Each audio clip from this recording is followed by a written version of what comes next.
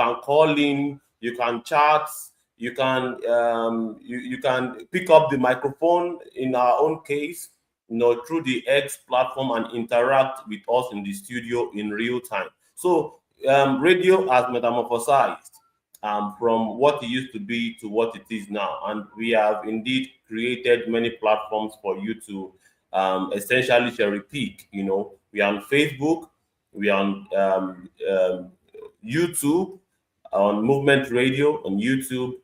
We have Alaba Ferreira on Facebook. Of course, on X, we are also streaming using video, Alaba Ferreira, and of course on Instagram. So feel free to interact with us from any of these platforms. We are here again, and I believe we would have a robust conversation. We have quite a number of articles lined up for your, listening pleasure, and of course, not just to make you feel good, but to indeed expose you to very insightful perspective on matters that borders around our national development, on nation building. So, without further ado, I'll pass the mic to our correspondent in Abuja. Good evening, good afternoon, good morning, wherever you are in any part of the world. This is Abdullah Salisu from Abuja, Nigeria. Time check is 5:50. 15 minutes, 10 minutes to 6, right here in Abuja.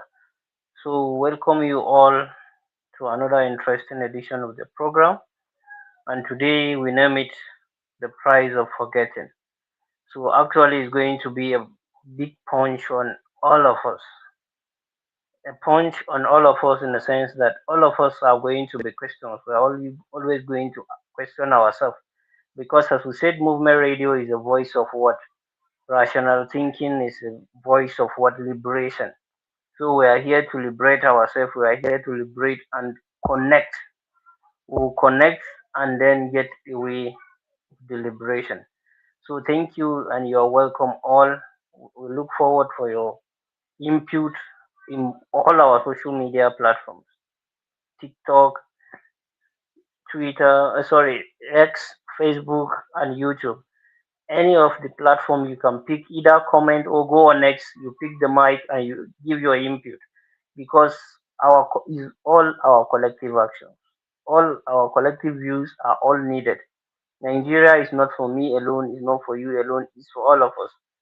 So, and the movement radio is here for you, is the voice of alternative, where it gives you a way to air out your opinion, to say your voice, and give you other alternative from the what the government say, the president say, the senate say, the minister say, the governor, or any other public official. Here we discuss the public issue, and this is what a court of public discourse. So thank you all, and you are all welcome. Yes, thank you. So today we want to take a look at an article written by uh, the written by Price Amariche, The Price of Forget, and we will be Kyo Amariche. Sorry, I almost murdered that name. And this article talks about a particular kind of poverty that does not show up in GDP report. It does not register on the World Bank Poverty Index. It by routers or quantified by the IMF. It is the poverty of a people who have lost the habits of thinking, who have been stripped deliberately or carelessly of history, the context of history, and the intellectual confidence to demand better from those who govern them. That is the state Nigeria is in today, and that's why we want to talk about things like this. Nigeria is suffering from this poverty today, and the consequences are catastrophic. So we will go over the article, and we would have a question after the article. First, we will do the main reading of it, and then we will do um, uh, like a pidgin translation of it so that our message can get across to all and sundry, all Nigerians. And, we don't like to use the term common man. We're the only one that declassifies our people as the masses, the common man. That's segregation. That's white supremacy we're passing down to generation. So this article was written by Kyo Amareche. I believe he lives in Stockholm in Europe, and he wrote the price of forgetting how Nigeria destroyed its intellectual foundation. So I'm going to read it, and then my colleagues Abdullahi and Ebukunlu are going to do the breakdown for us, and then they're going to tell us what the questions or issues we want to bring out of this whole issue. So the first paragraph there says it all about where we are in the country. The price of forgetting. There is a particular kind of poverty that does not show up in GDP reports. It does not register on the World Bank Poverty Index. It cannot be photographed by Reuters or quantified by the IMF. It is the poverty of a people who have lost the habit of thinking and who have been stripped, deliberately or carelessly, of history, context, and the intellectual confidence to demand better for those who govern them.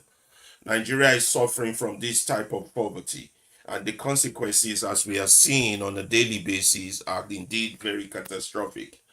Let us begin with the numbers and statistics so you can have an idea of what we are talking about. Currently, about 20.2 million Nigerian children who are currently out of school, the highest figure on earth, according to UNICEF, and those who always ask for data. In a country where over 44% of the population is under the age of 15, that is not a crisis. That is a civilizational emergency.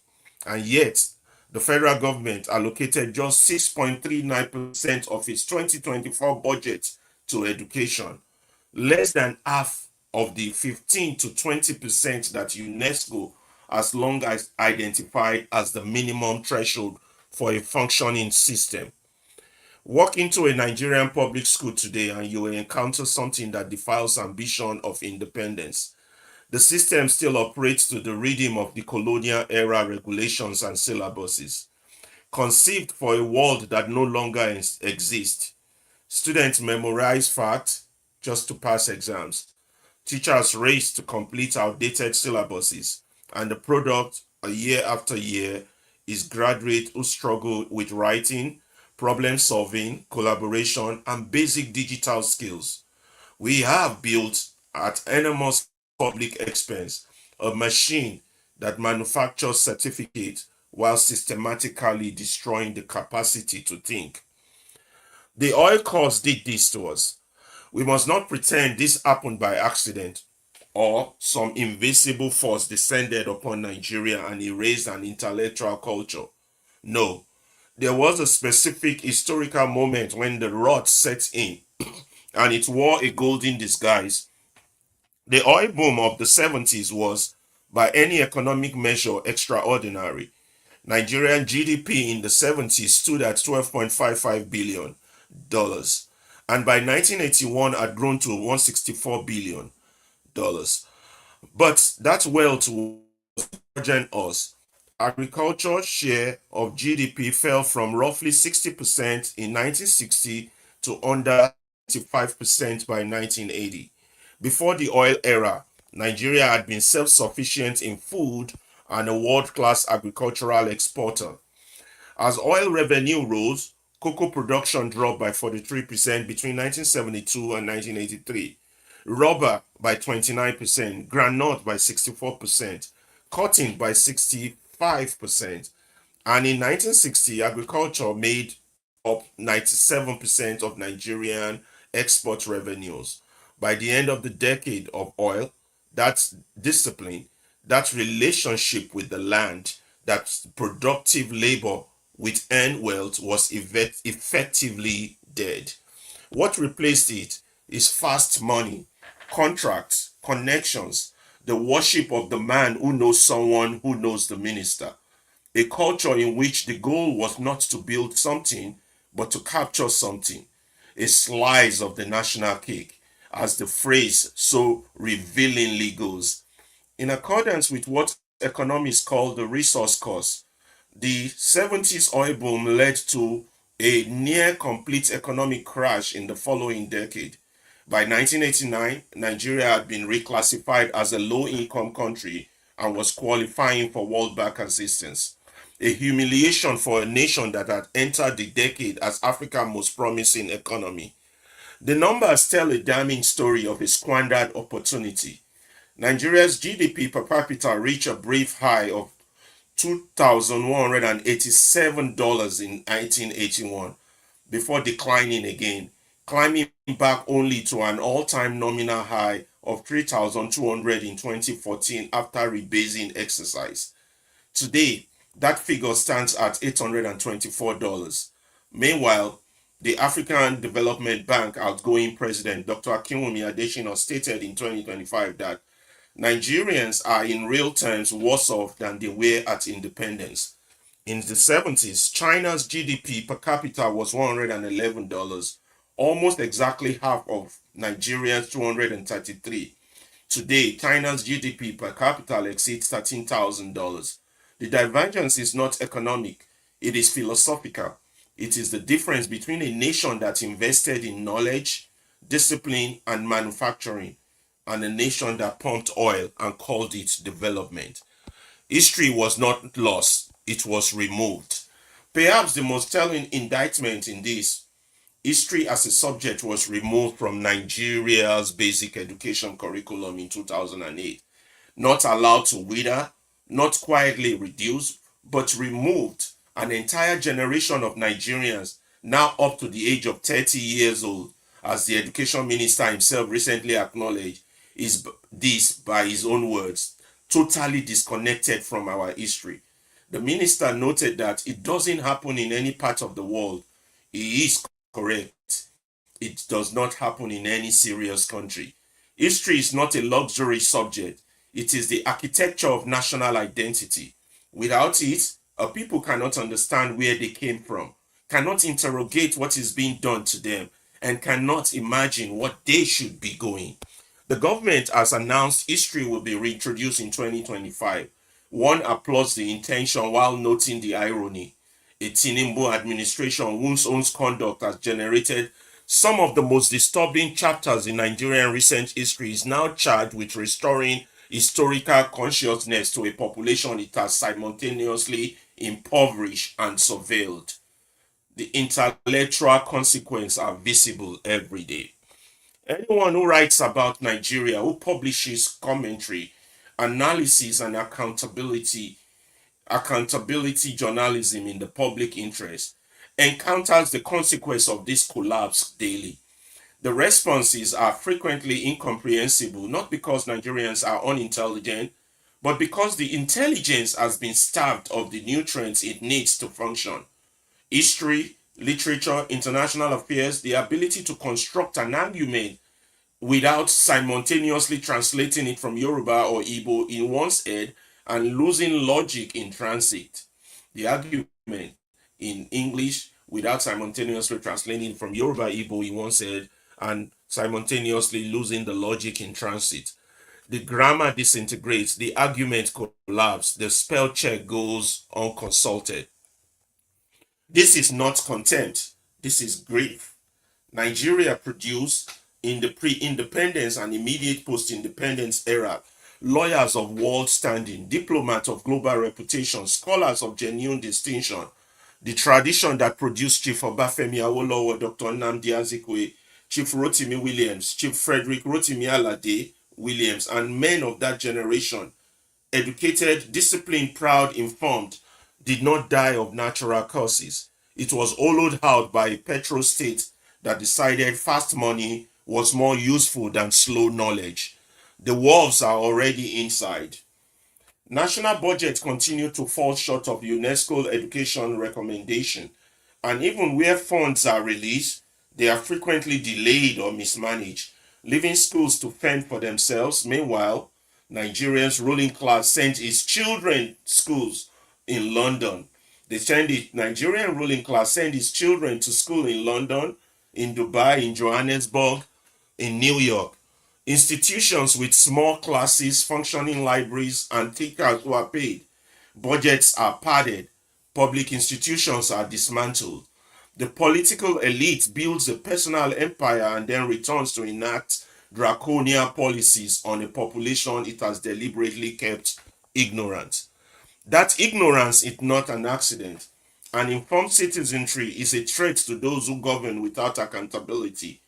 A population knows its history that can trace the arc from Lugard's amalgamation to the oil boom, to the structural adjustment programs to the Tinubu administration demolition of the Naira.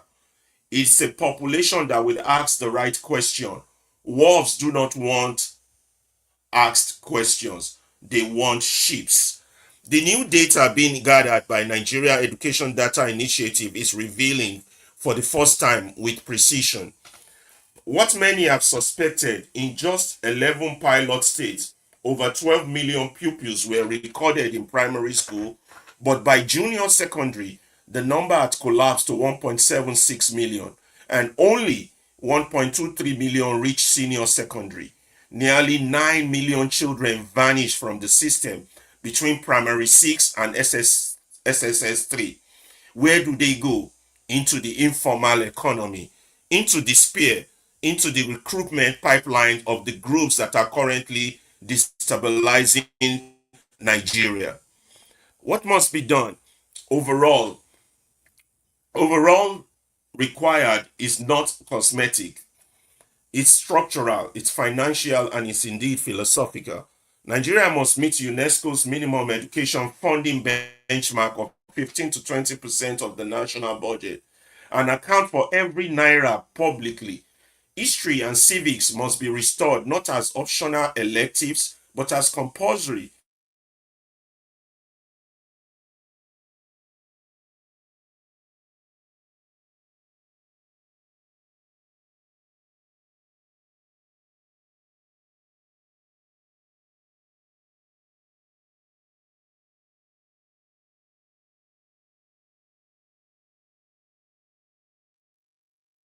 Is it just me, That Mr. Abdullahi? No, it's not only you. you stop hearing me. Okay, yeah, we Yes, have you I back only now. We We you. went lost out. you for like we lost you for like 5 seconds, but we have you back now. Please, you stopped at Okay, for 5 seconds. compulsory. Yeah, we stopped. You stopped at Compulsory. compulsory, Okay. Okay, I'll take but it. as I'll take it from compulsory. there. Maybe. Yeah. Yeah. Nigeria must meet UNESCO minimum education funding benchmark of 15 to 20% of the national budget and account for every naira publicly. History and civic must be restored not as optional electives but as compulsory examined subject at every level. International affairs must enter the curriculum. Critical reading and writing must be prioritized over note memorization. Teachers' enumeration must be reformed so that the profession attracts rather than repels talents.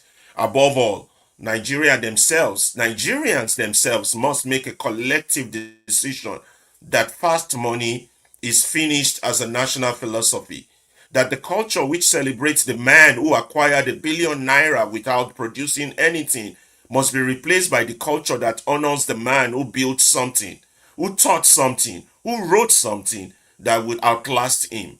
Nigeria was not always this, and it need not remain this. But the path back to intellectual dignity requires first an honest reckoning with how far we are falling and why. The wolves are already inside. Knowledge is the only weapon. Kyo Amarache is a president of Worldview International and writes from Stockholm.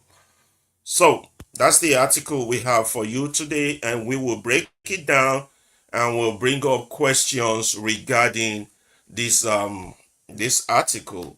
So what we have right now is that the key issues raised by this article that analyzes the catastrophic decline of the Nigerian Intellectual Foundation and attributing it to deliberate carelessness and intellectual confidence. The author argues that poverty of thinking is a more profound crisis than economic indicators suggest.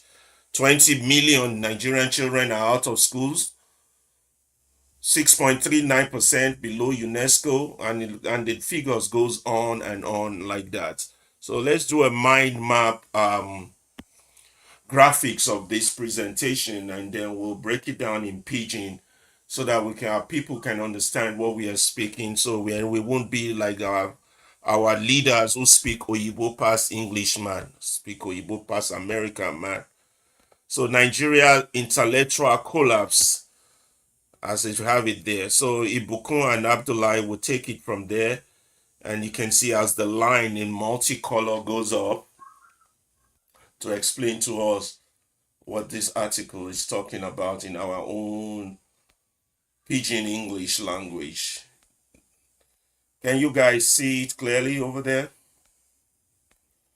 This is a lot. Plenty well. This a lot. Waiting we go unpack for here, plenty well. There is a lot, yeah.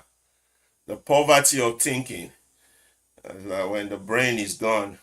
That's why we have the Olodo uprising.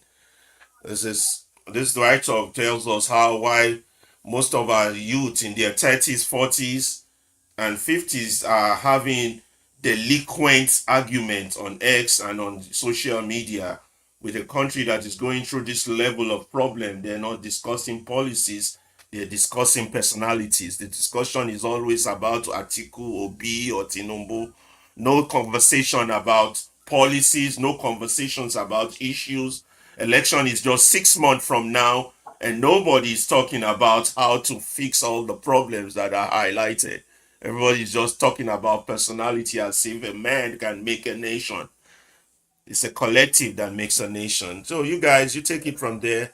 That's what we got. Let's go. Mr. Blight, you go first. I'll make I go first. Okay, let me give it a try. Okay. I'll go first.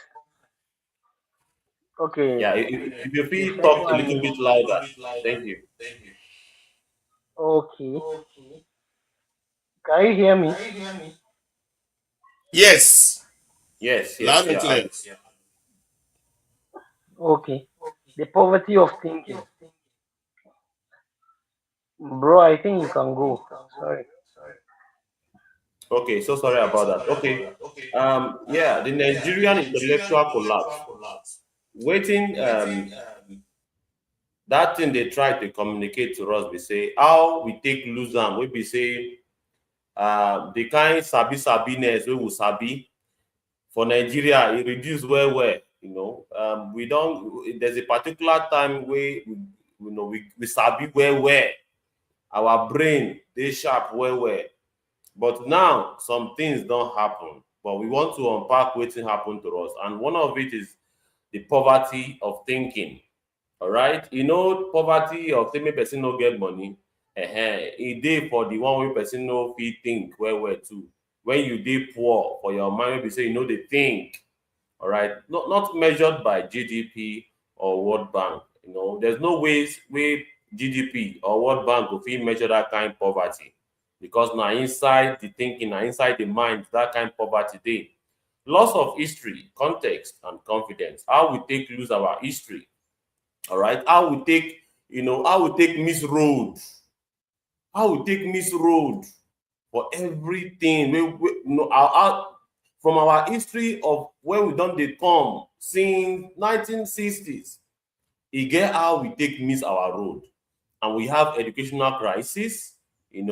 Everybody knows how education be for Nigeria.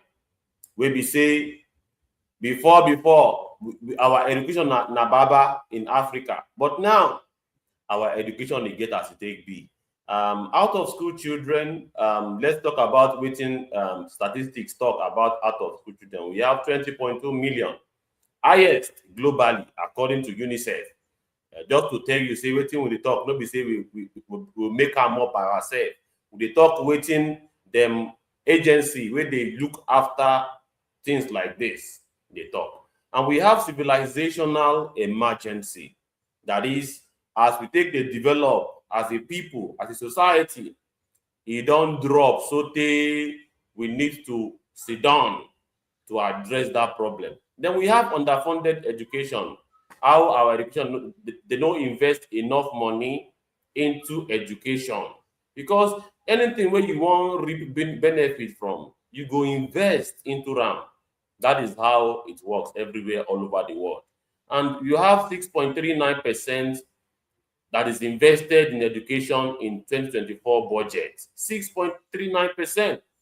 According to the recommendation where them UNESCO they recommend, say make the funding for education be around 15% to 20%. But our own ogbonge politicians, they think say UNESCO no get sense, and the global standard, they don't know what thing that they do. They don't cut them into more than half, 6.9, as against 15 to 20%, wey suppose go into education.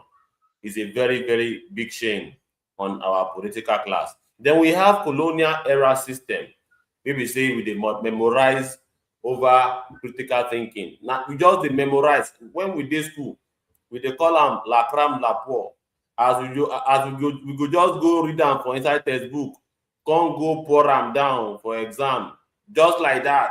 We no understand am well, but we go memorize the definition, put am for head. All right. When I did school that time, all of the definition of physics in terms of what is elasticity, what is this, what is that, even in chemistry, we just tabi all of these things in theory. I will go read them for inside textbook, go pour am like that for exam. We no be say we understand wetin we dey talk. That is colonial education. Graduates lack writing, problem solving, digital skill. You never see graduate people say no fit write application letter before. For Nigeria, na Nigeria you go see graduate, he no fit write application letter, and you go dey wonder how that one take become graduate. And you are manufacturing certificate, destroying capacity. Graduate just get certificate full ground, but capacity no dey. They are unemployable. All right, they are unemployed because the education is in a bad shape. Education no pay well. E no set well as it used to be before. And we have economic shift, which is agriculture share fell dramatically. Yes, we move away from our agriculture. Wetin dey bring us money before? In the 60s, we move away from it. Self-sufficiency lost. We no fit depend on ourselves. Become country wey go dey beg people all over the world when they borrow us money. We will go beg China make it borrow us money. Go beg World Bank make it borrow us money. Go beg IMF make them borrow us money. We know they self-sufficient again. All right. Rufai Hussaini dey cry for national TV the other day. They talk am, go bring statistic wey show say Nigerians dey borrow IMF abi World Bank money before. Now we can't go the beg money from that same agency. What a life! What a country! And of course, the rise of fast money. Yes, waiting cut all of these things we dey talk. So we be say our prestige, how we take carry ourselves in the global community, how they take the respect us before.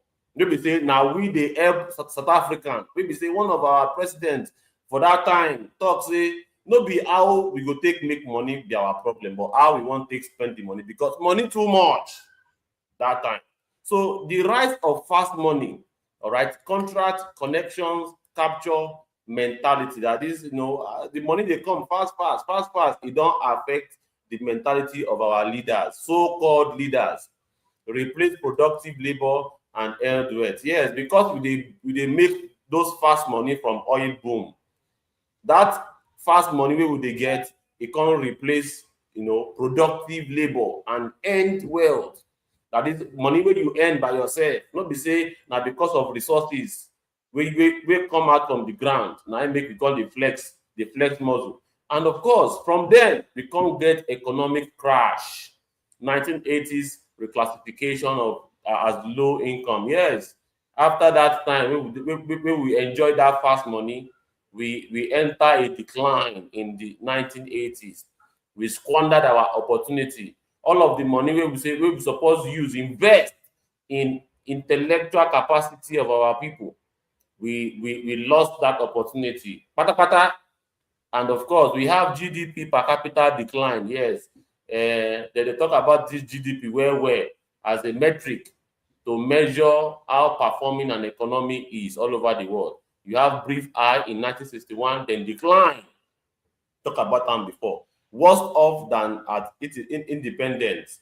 And of course, you have divergence from China, philosophical, not just economic. Yes, we don't lose them where the trajectory, the how we take the improve before we don't come down, pata. Now you have history removed.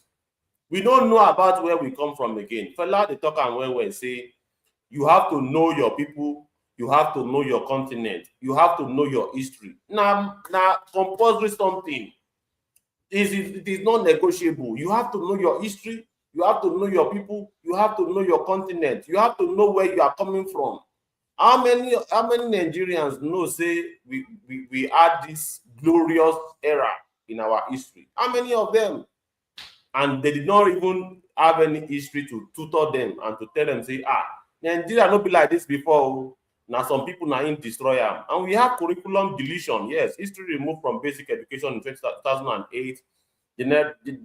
Generation disconnect from history. Yes, I don't talk that one before.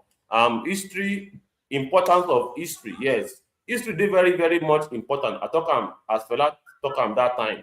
Say people will not know their history, no go know where they go. You have to know where you are coming from before you go know where they go. Very, very important. Architecture of national identity enables understanding and interrogation. Yes, if you know your history, you go know where they go. All right. Introduction, irony. Tinubu administration tasked with restoration. Well, Tinubu and APC people, they talk to they want to return the history back to our schools.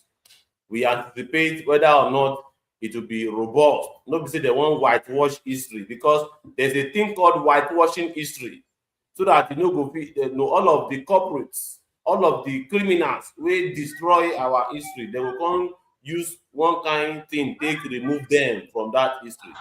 God forbid. And we have degraded discourse, which is incomprehensive responses, intelligent staff of nutrients, and grammar, logic, argument collapse. Yes, all of these things we will suppose get for our society, everything don't collapse. We lost our intellectual tradition as we take sabi book where take sabi how the work where we lose them.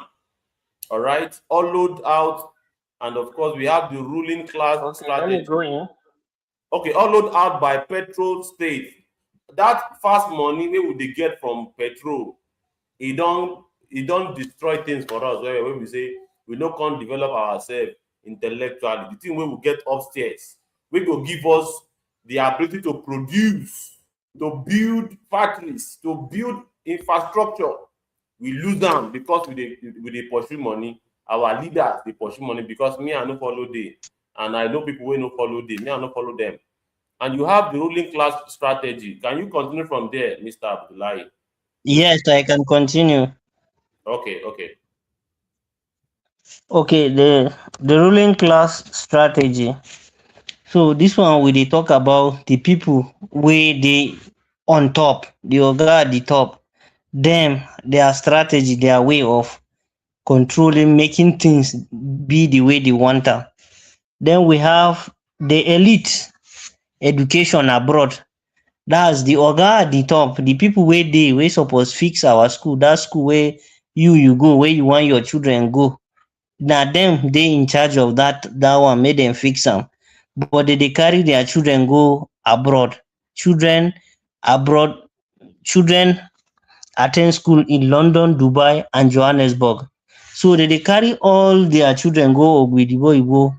Then we will dey here, we dey stay for Nigeria. That's why the school, you go classroom, you no go see window. You don't know the difference between window and door. Everything dey parallel. You go just dey enter through here, come out through there. Then the next one is deliberate ignorance. So deliberate ignorance, that means intentionally people dey what?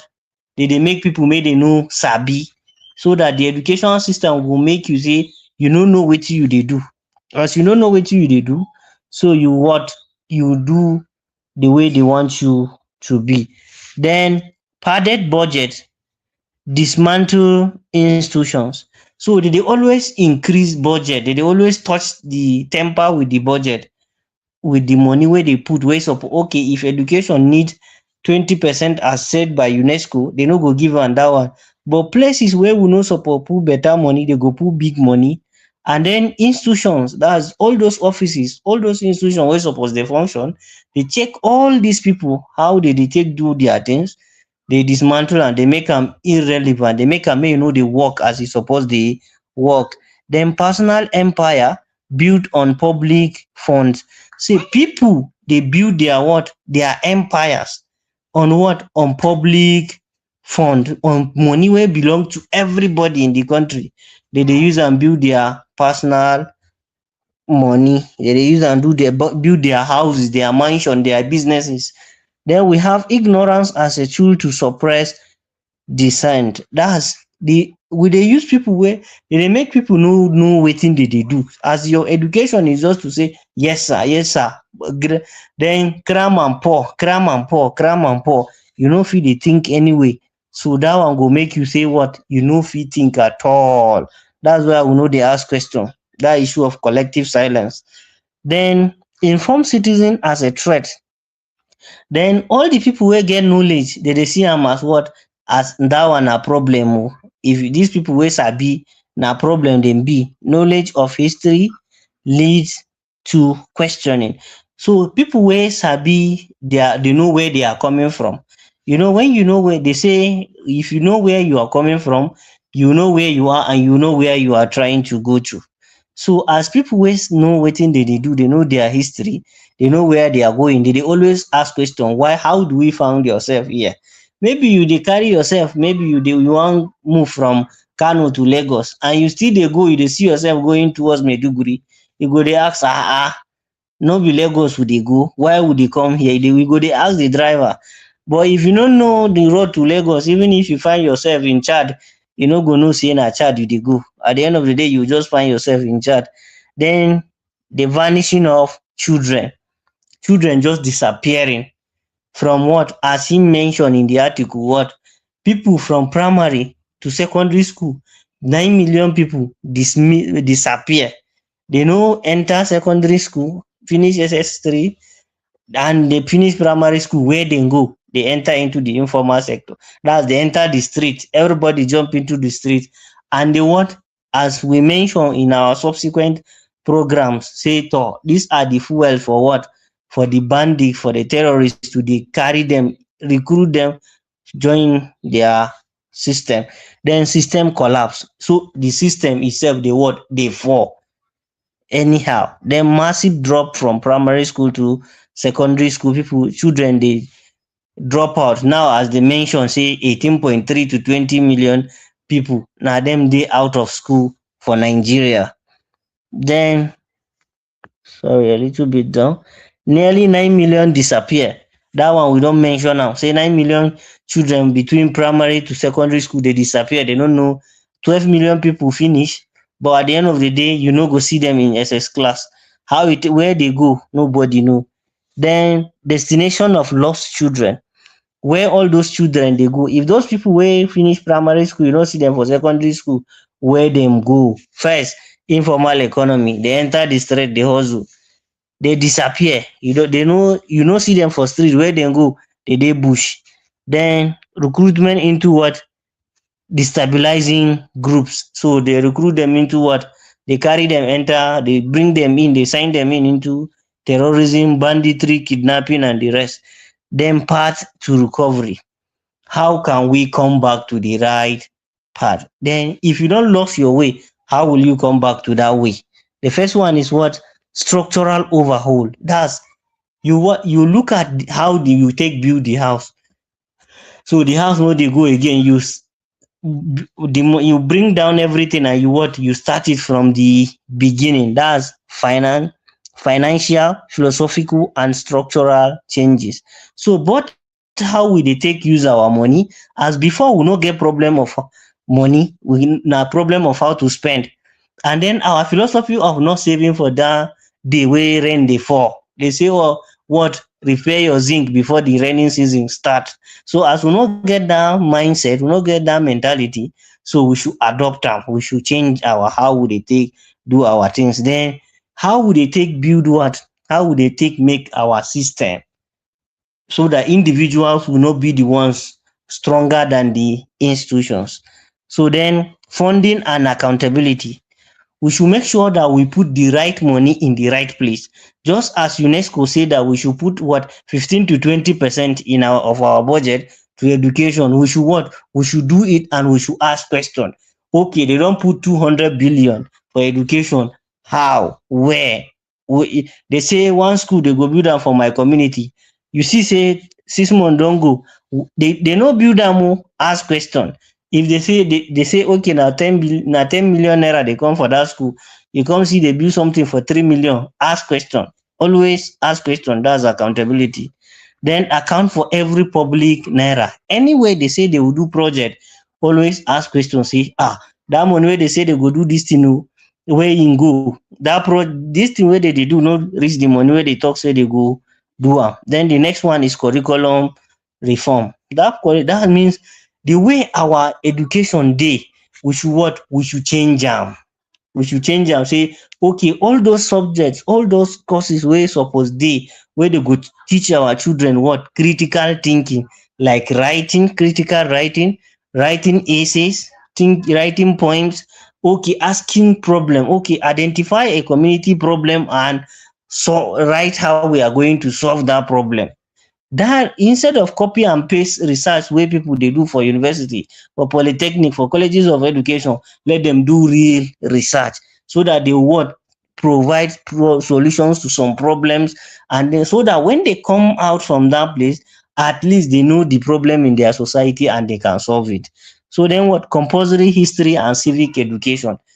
That history, knowing where you are, knowing about your parent, your grandpapa, your grandmama, where they come from, wetin they advocate for, to the this time, you, so that you too, you know wetin they start, wetin your papa do, and you too where you will continue, so that your children will also continue. And know your right, wetin you suppose do and wetin government suppose do for you.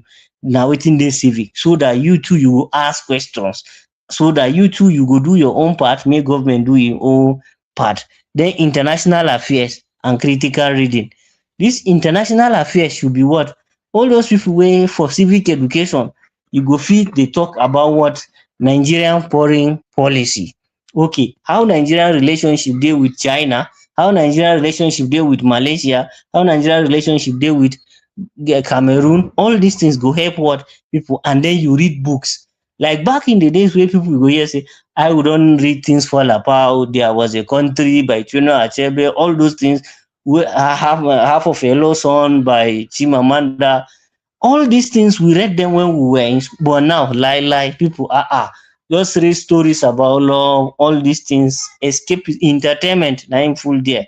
So we need to read things that what will make you think. And the next one, what, teachers remunerations. That's the money, the take home money where they enter in teachers pocket, may they increase them, so that at least better people go come the job. No be say I no get any other option. Una teaching, now only teaching I get.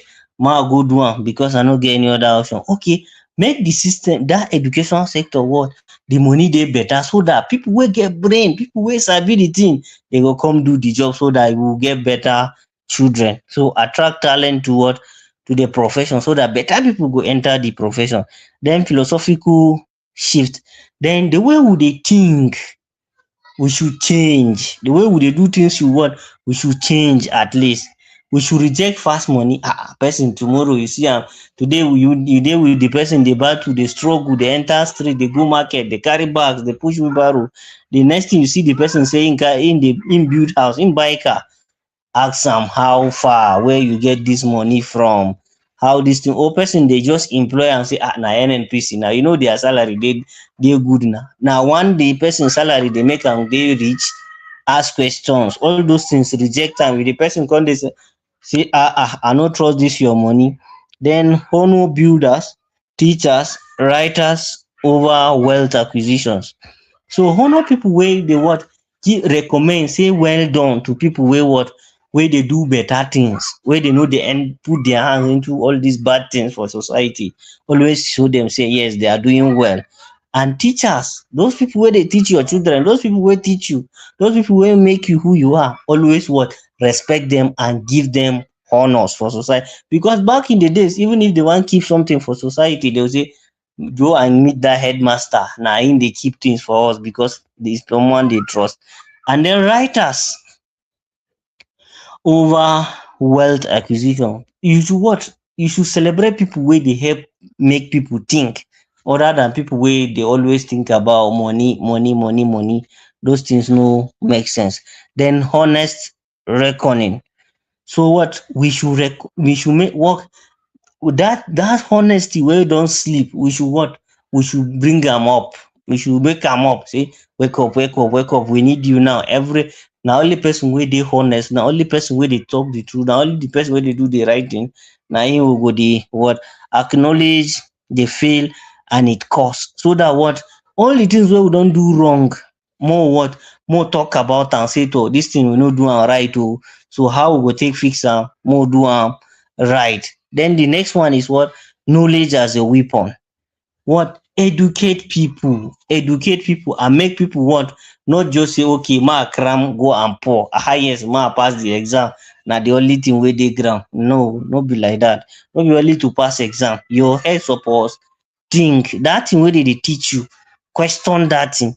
How I go take use am, how e go take help me, that problem wey dey my society, all this thing wey I dey learn, how e go take help me solve that problem. Okay, this thing wey dey talk, how they take do am, how, okay, always think about, they may have what, critical educational system, not the passive, so that make the educational system what, dey active, wey engaging people, they do, they ask questions always, they argue on top things wey, okay, this one go work for my society, e no go work for my own society. Okay, all those things dey help us do better thing. So more no just get the education of saying okay, and na so the teacher talk am, na so me too I go carry am go give am back. Garbage in, garbage out. So thank you. That's the end of the mind map of the Yeah, thank, article. yeah, thank you very much, Abdullah. So from it, what is the question that's of discussion there? What can we bring out to going forward? What can we discuss with our people? Say, okay, this is what we were doing yesterday. What can we start doing today and tomorrow that is different from based on what we've read and the information? Obviously, we now have a dormant society, the Olodo generation. They're always having the wrong discussion online. They never have any intellectual discussion. They're always praising their oppressors. They're always following them like mumus.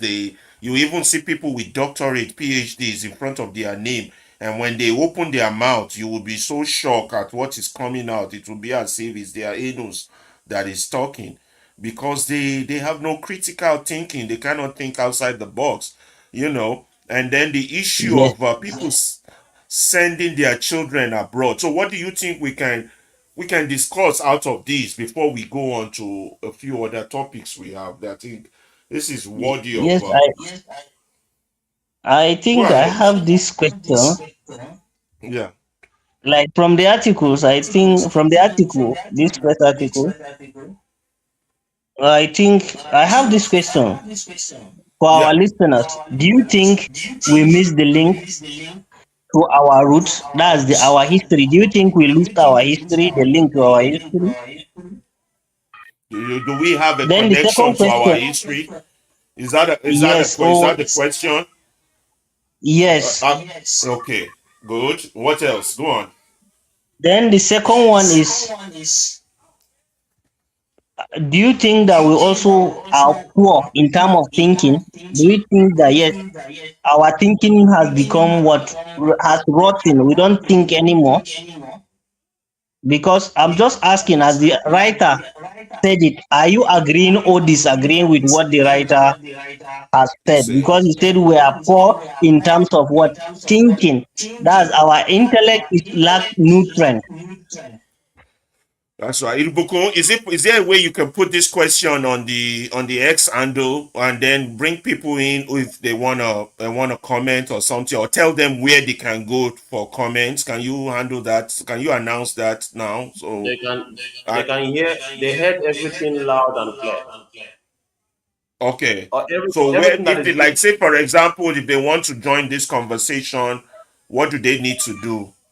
all they need to do is to pick up the mic and let's have a conversation or drop a comment at the comment section. But everything that is Yeah, being but not discussed on not on YouTube, not on Facebook. On which on platform do they on have to pick X, up? On X. Yeah. Okay. Is there a specific what do you call it? Internet site, or just the No, movement radio right, next? right on the platform as we are talking right now. They can hear everything that we are saying live, and they have heard everything. And Okay. even the question that was thrown, they heard it. And of course, we just have one person at the listener section for now. Oh, one person. Uh, Okay. Does the most people person is have a mic? just coming I and see going, Freno. coming and Freno is there. yeah. Does the person Breno, have a please pick mic? up the One is mic. Yeah. the question is, as our intellectual capacity diminished over generation, our people dumber than what they used to be. The facts are very obvious. The facts are obvious. You want to We, discuss that a little bit, Bukun? yes. I go want to Okay, go discuss ahead. a little bit because um, this is a national concern, really. Maybe say we suppose look into. Okay, Freno is picking up the mic. Okay, it's a national concern. We say we suppose look into Why as don't you let because Freno speak first before you give your own explanation? Since he's our guest, he's talking. So. okay. Freno, are you up already? Can you hear me? Freno, are you there? Okay. Please. What do you have to say to contribute to the subject matter?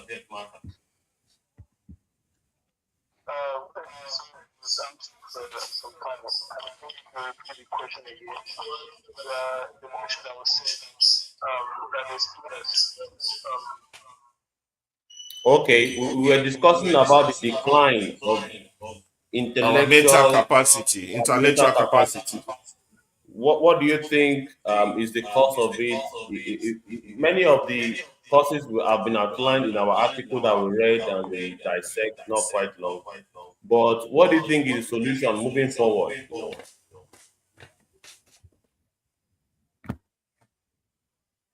Freno, are you there?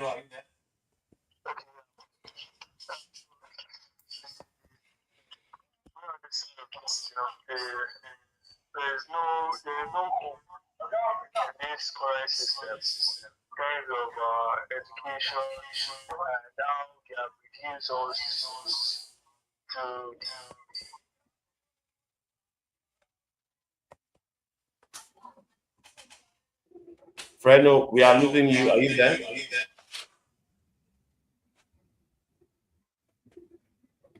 Well, yes, you are audible. Please go right ahead.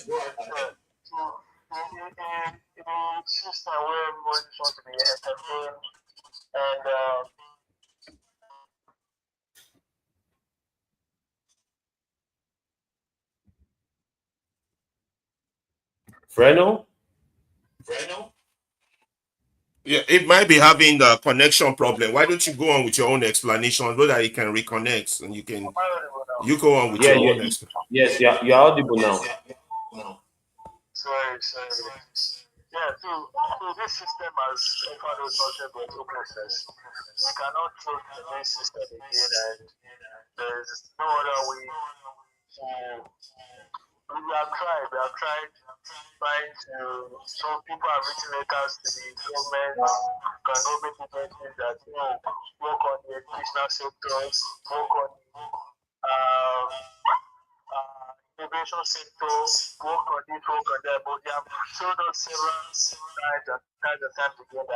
They don't have anything on the table for us. They don't care about how we want to do our things, how we get educated, and they don't care about our innovation. They don't want to do anything sophisticated, anything technology. They have the money, they can go and get it abroad. Not the money, one of them is what we do. Well, seriously. So I don't see no solution. The main is to literally seek for the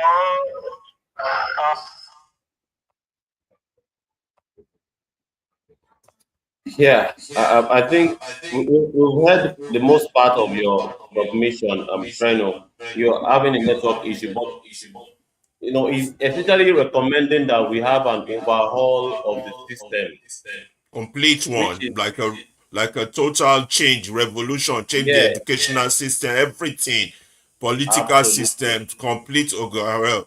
Okay, give your own explanation on what you were intending to say, and if someone else Yes, comes in, we'll give them the chance. Go I was ahead. about to make some prescriptive, recommendation, and Okay. of course, it has to do with collective participation in this. And well, we also have to even realize that we have a problem because that is one of the things that we is like the major concern for me. When you are dealing with a population where we say they don't even know say something they do them. No, they just know say things no they all right. So you're But saying that the people don't know that they don't know. That's another problem in itself. Like yes, the it's a person very who doesn't know, do not know that they do not know. exactly, Yes, which is a yes, very that's big the major problem. it's a big issue. Maybe say we And must then address. they come on with a microphone and speak confidently as if they know. Yes, they even they follow you argue. You where you they tell them they show them with facts. They go they resist waiting you they tell them based on fact, and they go they assume say that them no pass you, which is a very big issue. The system have already designed it that way. Well, but at some point, I think we will have to get to a point where our people have to eat the humble pie, and even those that call themselves intellectuals, based on because many of the postulations that they have made in the past have turned out to be inaccurate. If you look at all of these, intellectuals that have given, have basically um, done a PR for this rigged system, and things are instead of it to get better, things are getting worse. They do not see that as an indication that their postulation have not worked out, and it is absolute, nonsense, and it does not work for our people. But they have to eat the humble pie first and say, well, I think we should recalibrate. I think we are wrong, and it is from a place of honesty that they will have to do that. But when you have those that their ego is higher than their sense of patriotism. When you are patriotic, it has nothing to do with your ego. Even if you are wrong, you will admit that you are wrong for the sake of progress. For this, many of these intellectuals, they don't even want to admit that they are wrong. That what they have postulated or what they have recommended, how they have facilitated this whole systemic ignorance. They don't even want to eat the humble pie, and it goes across every. It's not in the academia alone. Even our religious, Yes, many of them superiority complex. yeah, I'm getting somewhere. Even our religious leaders that have made because they have always recommended prayer for the past 2 decades. Prayer, prayer, prayer, prayer. What is wrong with them admitting that we have tried prayer? I think we have to try a different thing this time around. And many of them are intellectuals in their own right. Many of these clergymen, they are first class graduates. I can tell you three that are prominent in the Christian side of things, that they were first class. Even their mates respect their intellectual capacity in that field. but they have recommended what has backfired very spectacularly and has facilitated public and collective ignorance. What is wrong with them coming out and saying, hey guys, we are wrong? What we have recommended for you to do and keep doing since over 2 decades now have not worked out. It is time for us to do something different. But when are they going to come to that realization and concede and bury their pride? That is the problem. So they are now doubling down. They keep doubling down that yes, we still have to keep doing that same thing again and again. And that is where me I have a problem. So I think we have to get past this first before we can have a people that would emancipate themselves.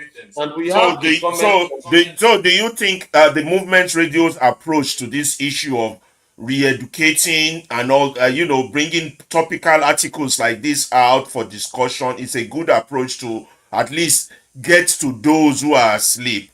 We don't know about those who are dead, though. We don't know about the zombies, or if we can get to those ones. But is this a good approach for our people, for us to let them see, Yes, put a mirror before them? it's a fantastic idea, and it's a journey that we need to start, and we have started. Very, very important journey. Is an important assignment that we have to do very religiously, not just we start and that is why no matter how tired I am, I don't mind. So far it has to do with the education of the Nigerian people. If you wake me up in the middle of the night, I am going to respond to it because I know it is very, very much essential. Well, in terms of numbers, what percentage of Nigerians do you think are not conscious? What are we looking at? If you and Abdullah, do you have an idea? You just It's the get a majority. percentage number of majority is a big word, but I mean, do we know how many people are just unconscious of what is going on in their environment or in their head or in their world or how they are responding to it? I can say 97%. What about I'm you, so Abdullah? I think so. I would say 98 or 99 because majority of I Nigerians didn't hear you. You would say 99. 99, yes. You're breaking up. Sorry, I said 99% of What would you say? Nigerians, 99? yes.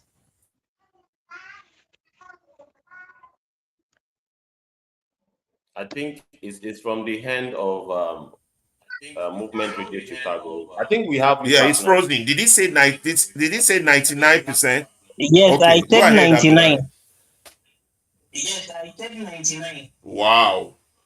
So this is a big because fight. if you look at it, Even because so, if you look at it in a real sense, it's only 1% of Nigerians yeah. that know what they are doing and they keep doing it over and over and over again.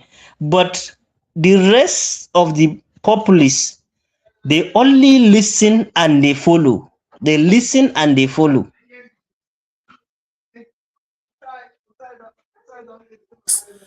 This is a great show, and there's an echo when the gentleman speaking speaks. Okay, we'll fix the echo. Adewale, do you have any question for us regarding the decline in the intellectual capacity of our people? You can put your question on YouTube, or if you have access, you can join us on X for discussion. I just saw your comment and I decided to read it out. Adewale M said there's a great show and that they're just complaining a little bit about the echo. We'll fix that echo problem. So thank you, Adewale, for joining us. And any other person who has a comment or question on why there is an Olodo uprising, our people are just basically dumb. Do you know what? That's what Martin Luther King said, that in this world there is nothing more dangerous than conscientious stupidity and sincere ignorance. So it's obvious that our people are sincerely ignorant. They didn't get there by accident. It was by the colonialists engineered us to be like this.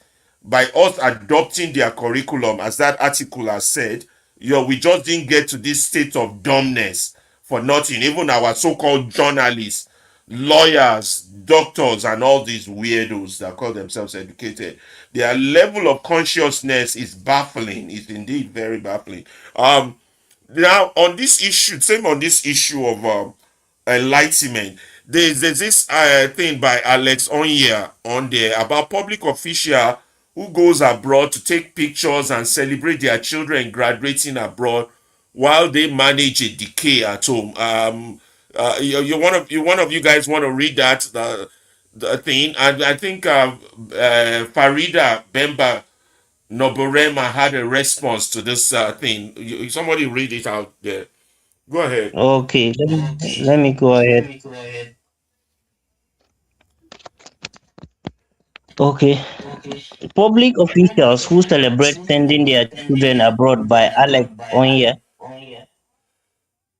I struggle to understand public officials who proudly celebrate sending their children abroad while the schools they oversee are collapsing. It is not about whether they can afford it. They have every right to spend their money however they choose. It is about emotional intelligence and leadership.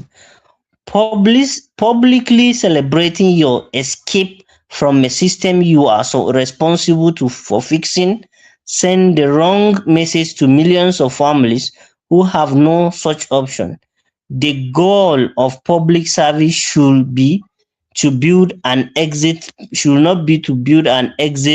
plan for your own children. It should be a country where every parent child has access to education so good that living become a choice, not a necessity. That is the standard we should demand by Alex Onyel.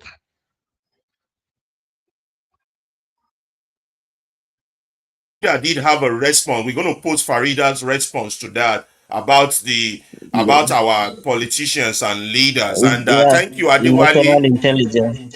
Yes, yeah, the one on emotional intelligence. Thank you, Adewale, for telling us. Nobera Farida Noberema it's a great young freedom fighter. Yes, she is, and very, very, very intelligent lady. Extremely intelligent. Last week, Wale, you might have missed it. We did a presentation on our paper on how we got to where we are and how she touched on the 5 key points. Ibukun, do you remember those 5 key points she mentioned in that Yes, article? Do you yes, remember? yes, I do. The Yeah, very can first you one, reinstate it for our yeah, audience? the very first one is colonial education.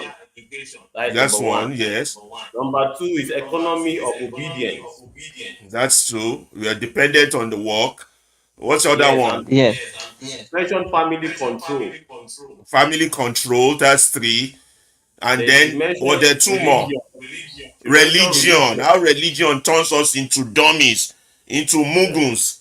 And then the last one, our media. That's why Our on this media, movement yes. radio, we don't do anything main media does. We don't regurgitate news. We don't repeat their news because all they give you is the opinion of the oppressors, the opinion of the ruiners. We don't want to do that. We want to educate the minds of our people. We want to give you topical opinions that touch the reality of our situation, like the article we've read today, like this statement by Alex Onyia, and the response that Farida Noberema gave back on this. These are the type of things we think people should hear.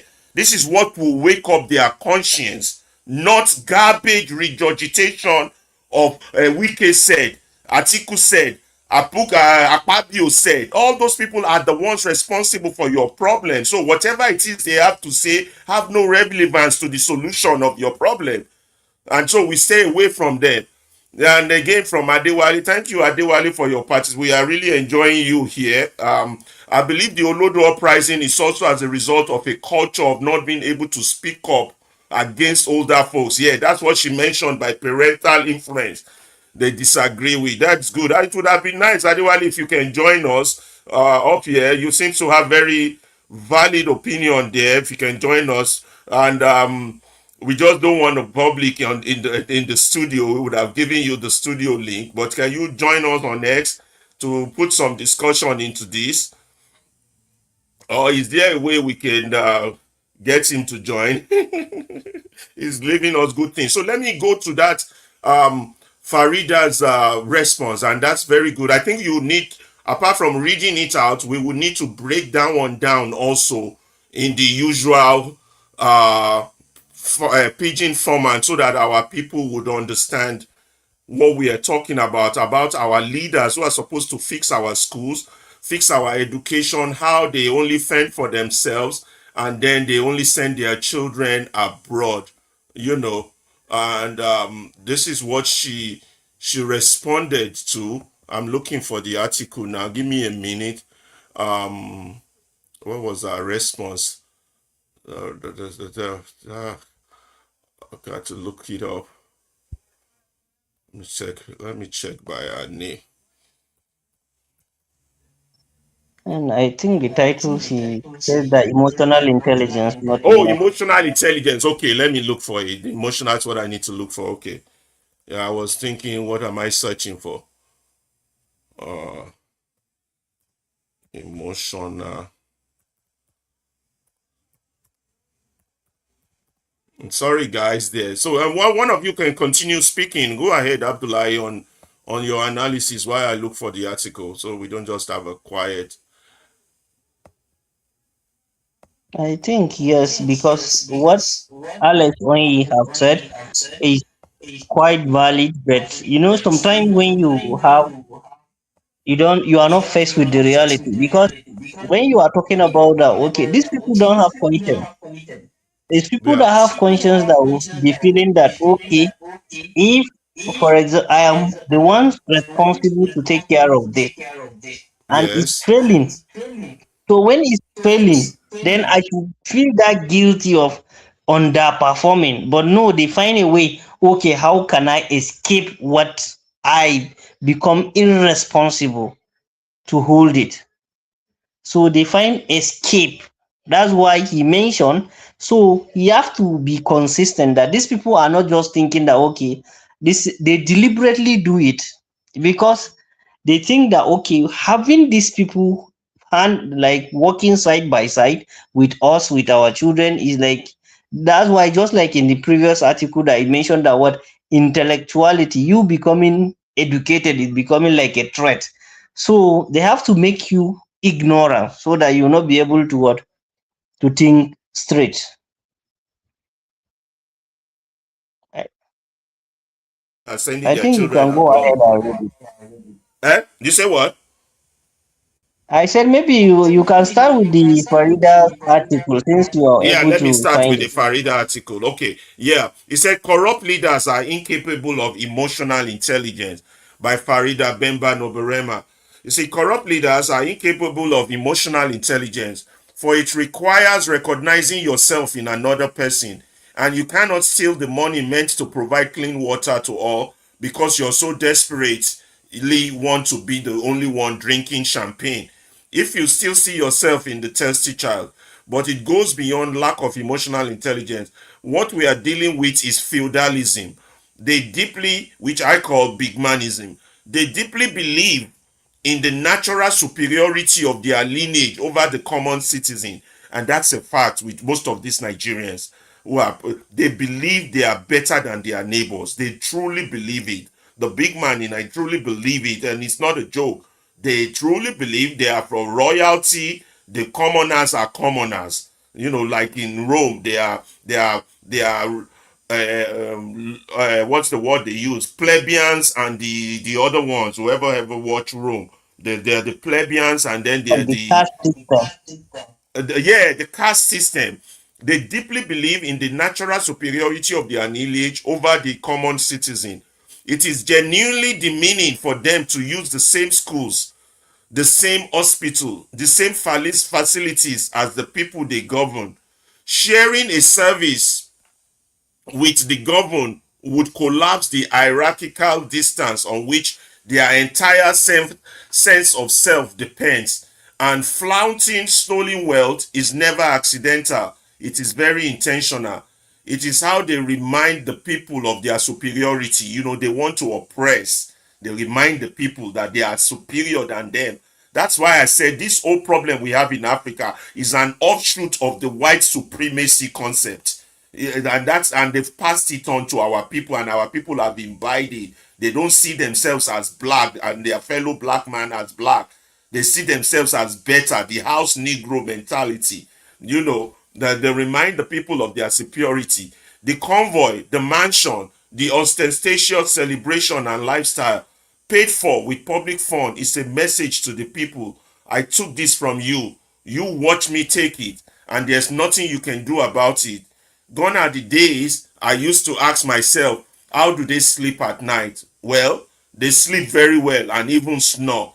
They have successfully muted whatever conscience they may have possessed and convinced themselves that they deserve that life and that the people deserve the suffering. There is no internal contradiction to keep them awake. And oh, there is one facility they do not mind sharing with the people. That is the church or the mosque. This is so true. They need to sit among you in the house of God, draped in stolen wealth, surrounded by convoy and their bodyguards, so that you may witness with your own eyes that even the divine has chosen them over you, that even God has chosen them over you. The sermon that preaches humility is delivered to you. The blessings lands on them, and they live before you through a separate exit back into a world where you are not meant to follow them into. This is very deep. This is very, very deep. Let's do a mind map presentation of this, you know. And this is true. This is the psychological analysis of those that govern us. That's why I keep telling people, stop calling them leaders. Call them by their real name, ruiners. You know, it was easy for South Africa to fight apartheid because it was white oppressing black. You can say those are the white people. You can see them, it's visible. This one is not visible. The big man is invisible to you. Still thinking of him as your brother. You're still thinking of him as your uncle. You're still thinking of him as a sister. But they're not. They look down on you the same way white people look down on black people. Piece of shit. You're not equal to them. That's their mentality. And a lot of our people need to understand this. This is the mentality of those that govern you. If not, why would they steal everything meant for you? Provide you water, school, hospitals, and school. Why would they do that? Because they don't regard you. They don't. As part of them. They are better than you. They even name generators after that. I better pass my neighbor. My Can you neighbor. imagine that? Yeah, sure. Yeah. You know, I better pass my neighbor. I'm losing my article here. Let me go on. You guys can keep talking while I try to set the mind map of. Yes, Let me this do is that. the actual mentality because if you look at it, they are trying to tell you that you are you are not human. They are more human than you because Than human you. think, but you Go don't ahead, think, you don't Abdullah. question because if as a human you are what you are rational. That's why you are called human. You are rational. The moment you become irrational, you become what lesser animals, just like the sheep, the goats, and the rest. So your rationality is what makes you human. So, but them they don't look at the people as humans. They just say, these ones they are just like chickens. Once the time we need them comes, we'll just throw the way you call your chickens, you throw the grains at them, they will all come out and then they will line up. So the same thing they treat people. They say, oh, at the end of the day, no matter what I steal, they cannot question me. It's only when another person comes into power that they will all play the drama show in the court, and at the end of the day, it all goes and evaporates.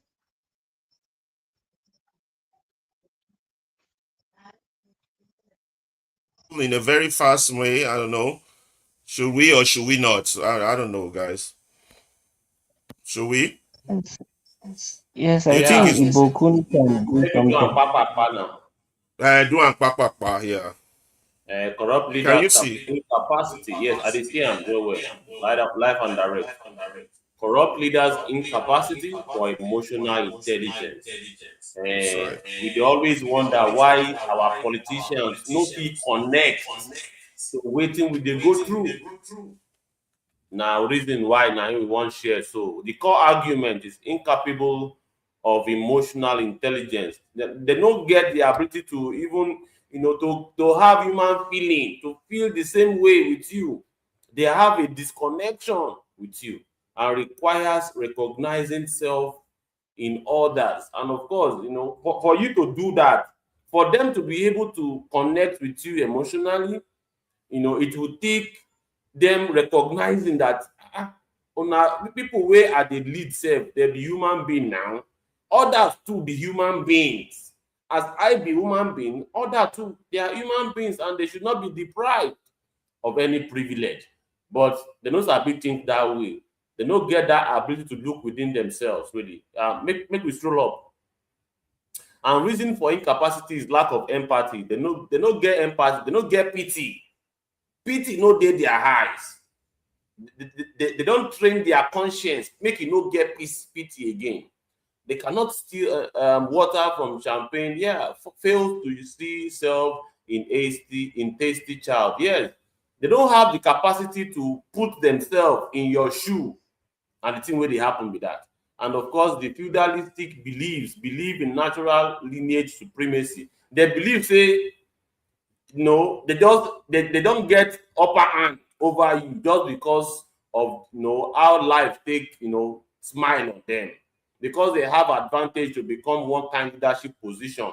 They believe, say, na their luck with that. Other people luck na them sabi. Other people na they are destined for poverty and suffering. All right, we have the meaning to use common past years and the sharing collapse hierarchical distance. Yes, when you share things with others, when you look at others the same way you look at yourself as fellow human being, you'll be able to share things with them. All right, you'll be able to have an interaction and communicate with them. But in their case, they want to keep a distance, make yourself or know, say, you and them are not the same level. They go dey tell you, say, shoe get size, okrika get quality, and of course, the level wey dey between you and them, it be like a earth and the moon. They want to make that very, very clear to you. And of course, intentional flaunting of wealth. Yes, you go dey see them, they flaunt gold, they flaunt the best cars wey they use, and you go dey catch your eyes. You go dey look and say, "Ay, omo, na human being like me dey drive this kind motor. Na human being dey sleep for this kind house." Reminds people of superiority. All of those things wey you dey see them dey do, so they do am to remind you, say, they pass you for a lot. By far, they take pass you, and you have convoys, mansions, celebrations. I have mentioned it before. Message: I look this from you. That is, I took this from you. That is, they tell you, say, there's still all of those resources from you, and nothing wey you fit do about it. Nothing wey you fit do about them. All right, and of course, muted conscience. They don't put stop to their conscience. All right, that sense of pity for fellow human being, they don't stop am for their mind. They sleep very well at night, and they even snore and mess. And Fela talk am, poor man they cry, rich man they mess. You see, as you they cry, them they mess. Just to tell you, say, they don't get pity for you at all. They don't care what they do you. All right. Selective sharing. Share church and mosque with people. You go see them for your church now. You go see them, they go get special seat for them. And sometimes you may even get luck, say, you sit down by their side. They drape in stolen wealth. You go see them, say, the kind of perfume where they use self. You go they smell. You now wait there for back, say, go they smell that perfume. Say, na correct perfume be this. All right. Demonstrate divine favor over people. Yes, they're going to tell you, say, the reason why they come church, come share it with you, and stay in close proximity with you. Now to tell you, say, me, God don't help me for this life. On our way, God never help. Now on our sabi. All right. So sermon on humility to the people, and if they give them mic, They go they preach say they give the day humble. All right, they go they preach say God don't bless them. All right, and of course when it is time to leave after their whole preaching and their paparazzi, they no go leave the same way they leave, because convoy they wait for them for outside. They get big motor for outside where they wait for them just to distance you and them. All right, Jesus Christ, when Jesus Christ dey for this life, when he come based on Bible story, he dey sit down among the people, he dey travel with them, he dey move with them, he no even get personal motor. But our own religious leaders, if una wan go house, at that time you go know say your pastor get limousine, he get Rolls Royce, and the house where he dey live, he pass your own, and he go dey prove am to you as he dey preach say he get money pass you. You will be say you are just you are just ordinary man. So we have to look into this as a problem that we have to solve in our society. That the emotional intelligence, our collective emotional intelligence have declined so much, and those that call themselves leaders, of course, we have indeed categorized them as ruiners in our society.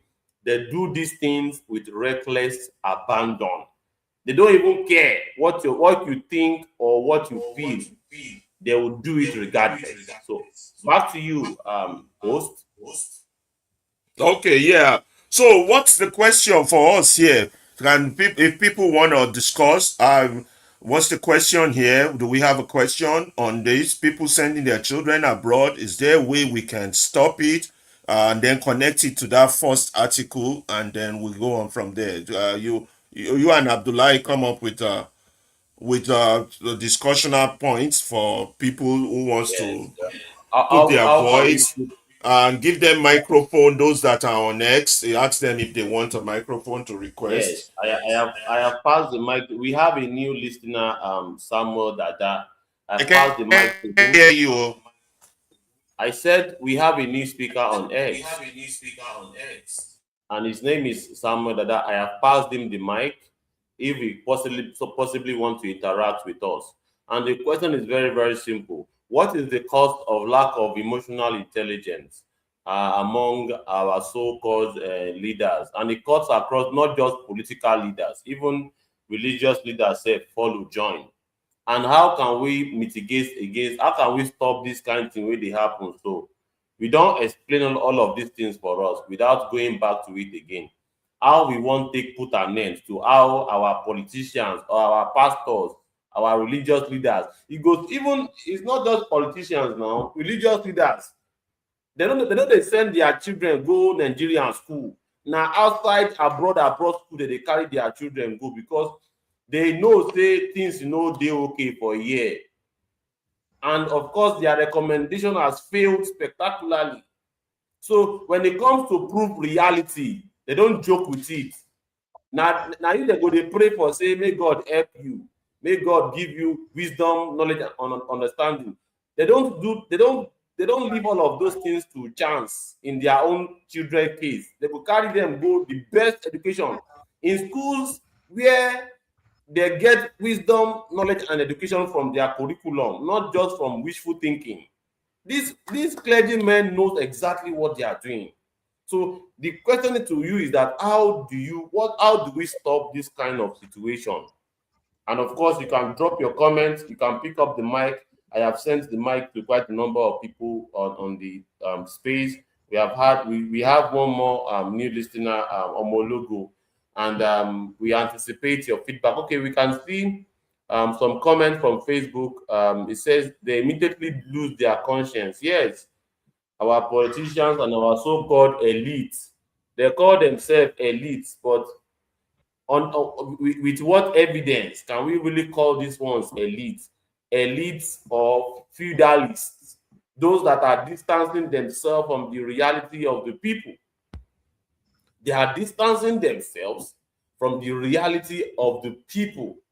You can't call those ones elite because they have no sense of collectivism, of doing things collectively or building the nation. Nation building is not for people who are so engrossed with classism. They want to class themselves. In fact, if you have the opportunity to listen to them in their private conversation among themselves, they'll be telling themselves, I have 20 houses in the UK. Your own property this small for UK. I have 50 in Florida. I have a private jet. I have a limousine, 2023 limousine. I have a 2025 limousine. I have Tesla, Cybertruck. They use all of these things to brag among themselves, while the vast majority of their people lives in abject poverty. And you have them even as traditional rulers. When you have a first-class king, so to speak, driving a limousine on a terrible road that leads to his palace. The road leading to his palace is terrible.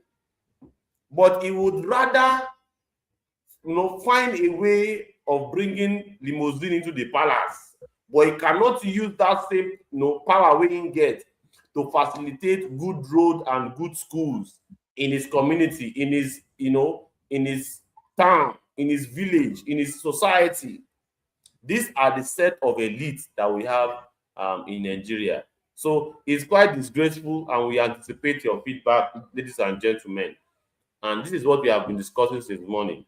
All right, crime has been normalized within Nigerians' political class with little outrage and no real consequence. So we anticipate your feedback on this, ladies and gentlemen, as we move on in the discussion. Your mic is muted. Kindly unmute it. Abdullahi, Okay. you have anything to say on that? Farida's response to that analysis of the situation. I just find it intriguing that after they want to do everything separate with you, but they will sit in church with you to show you that God has blessed them, while you should be humble and listen to the pastor's sermon of being humble. I find that aspect very, very intriguing, very nice. Yeah, what do you say, Yes, Abdullahi, yes. Actually, when you look at it, that's the only point that you will see yourself together. They have like multiple routes through which they differentiate themselves from you, but they identify that particular page that they neutralize it, in a sense that even if they interact with you at this stage, it's not going to affect their personality. That's why they identify that place and then they use it. That's why the spiritual institution, that's the religious institutions, because in one way or the other, if they will allow you to go to the same hospital, maybe the same sickness that they are suffering, you are suffering, they might have it. If you go to the same school, I don't think that is the and their reason, children or their children. Mr. I don't think that is true, Sir? because even if they use the same hospital like us now, that one don't mean say they are okay. How come we are not catching the same illnesses in our own public hospital? When you go to hospital now, But there is a section by But them section they by feel section. it that way. That's why they identify the religious institution, because they make sure that their children, they don't even go to the public hospital. They allow you in the public hospital and they didn't put the necessary facilities. If you look at it, for example, now, even if you go the so-called national hospital here in Abuja, if you go, you know that yes, that hospital is not meant for you. But it's called what? National hospital. But it's not meant for you, because everything there you pay with your money and at a very exorbitant rate. So they make sure in every cadre of life they differentiate themselves from you. And it's only when you go to church or you go to mosque that you see they try to look like you, but they are not really like you. In their personality, they feel that they are not like you. So if let's assume, for example, if you look at going to hospital in a real sense, maybe some people become friends, mostly women. When they are going to hospital, they become what? Friends. They associate. From there, this one will visit this one, this one will, then you what you social you create that what social connection. But they don't want to create that social connection between you and them. So they avoid all those places. If they go to the market, but when they are going to the market, they go with what? Their car. You trek to the market, you carry your bako bag for your hand. Highest you go buy maybe half of the bako bag, but them they go, they open boot. They say, Oga, you price potato 200. Him, he price a bag of potato. And he put it, he makes sure he comes once in a month or once in a week. You go every day or every market day. So those things, they make sure that they don't look like you. And I think the religious institution give them that neutral ground that even if you come, it's not going to affect your personality. That's why they are just, because just like Karl Marx says, that religion is kind of an opium. So that opium is like kind of a pain reliever. So that pain reliever is just there where people come with all their sorrows.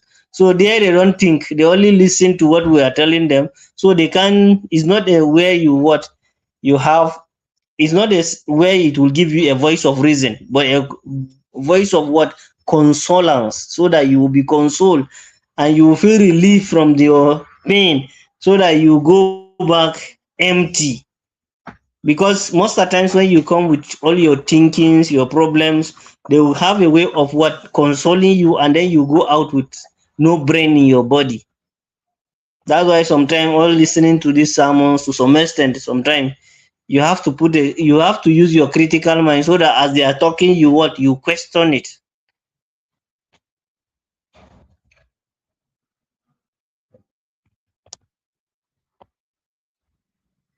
Good. So we should be moving on to the next article.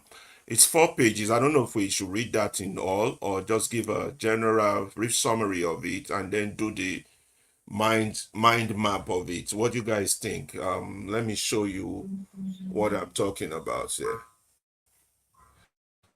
Um, yeah, let me show you what I'm talking about.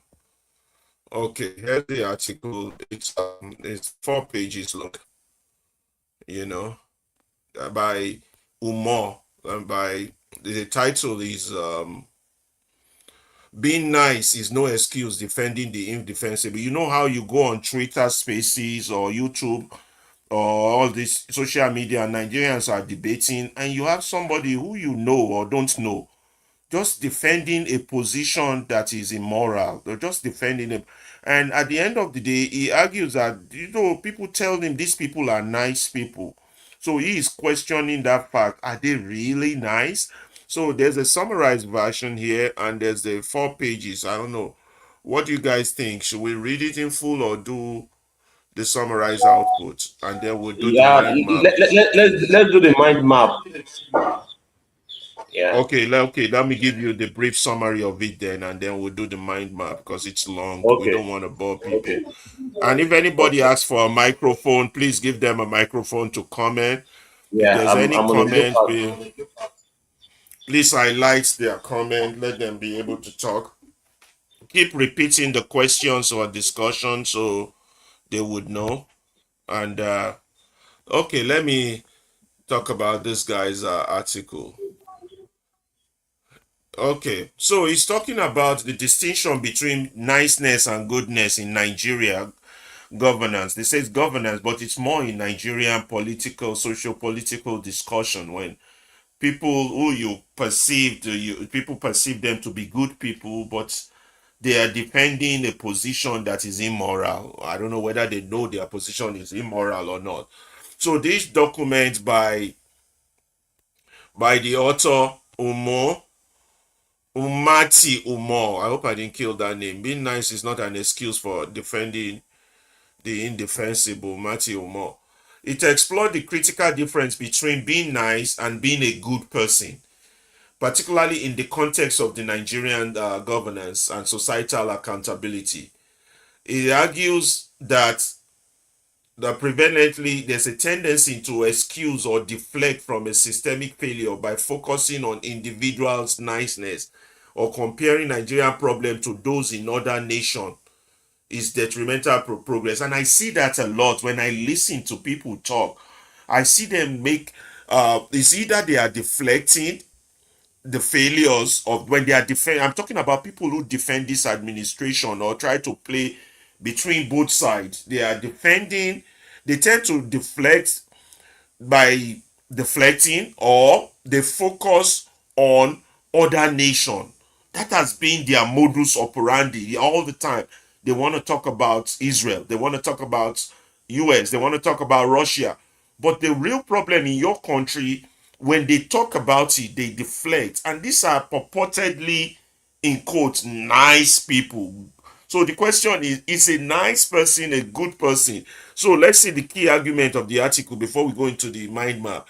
He said, deflection and irrelevance of external comparison. You see them do a lot of external comparison to the key issue. Like now we're talking about Nigeria, we're talking about the Olodo uprising in Nigeria, we're talking about the intellectual bankruptcy in Nigeria. You see them come with an, but people are also dumb in US too. You understand? They do that external comparison to deflect as if our problem,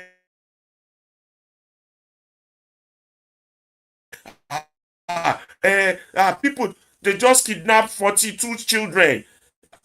People die in US too. They kill people too in Chicago. You know, you hear those arguments and you're wondering, okay, this is you call this man a nice person or he's an evil person. You see that all the time when you go into these discussion pages, people were acknowledging. Let me read it. The author refutes the argument that Nigerian problems are less severe than those in other countries. You understand?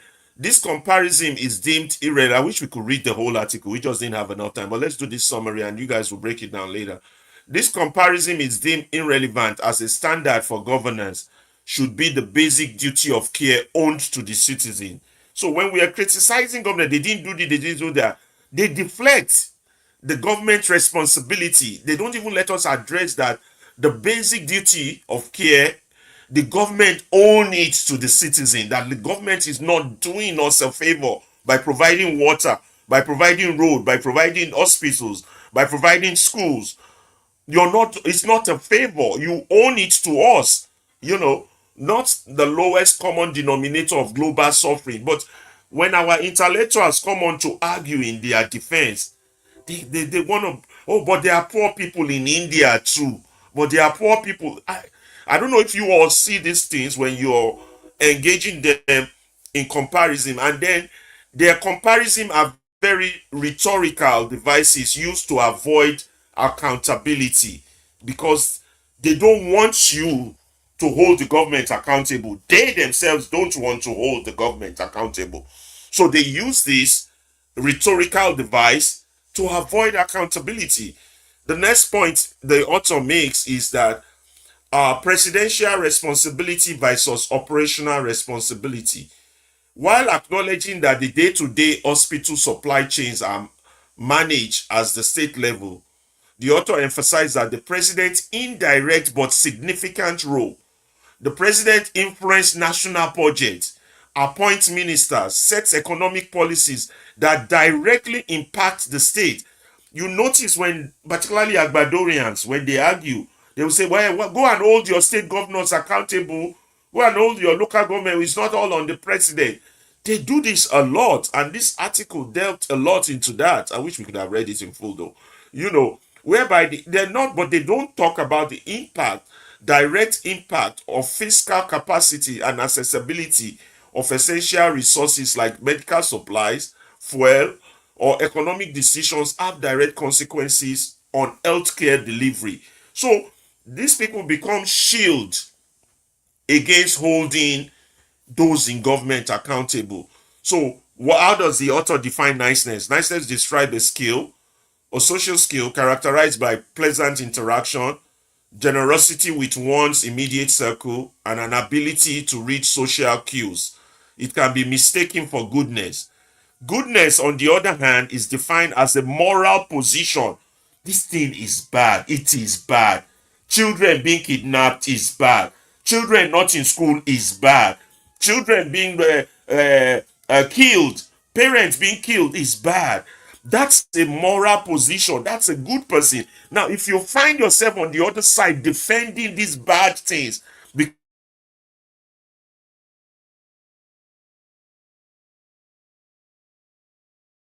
you're like, I like the way Mr. Elvis of Niger Watch calls it. You are satanic. You are satanic to the core. In fact, Satan has just had a twin brother. Because if you are on the side of people that do this, and a lot of people do that, a lot of so-called nice people, you're arguing on behalf of, it's like somebody arguing on behalf of Adolf Hitler,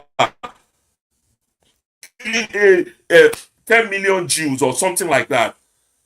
You are evil. Your position says it all. You understand?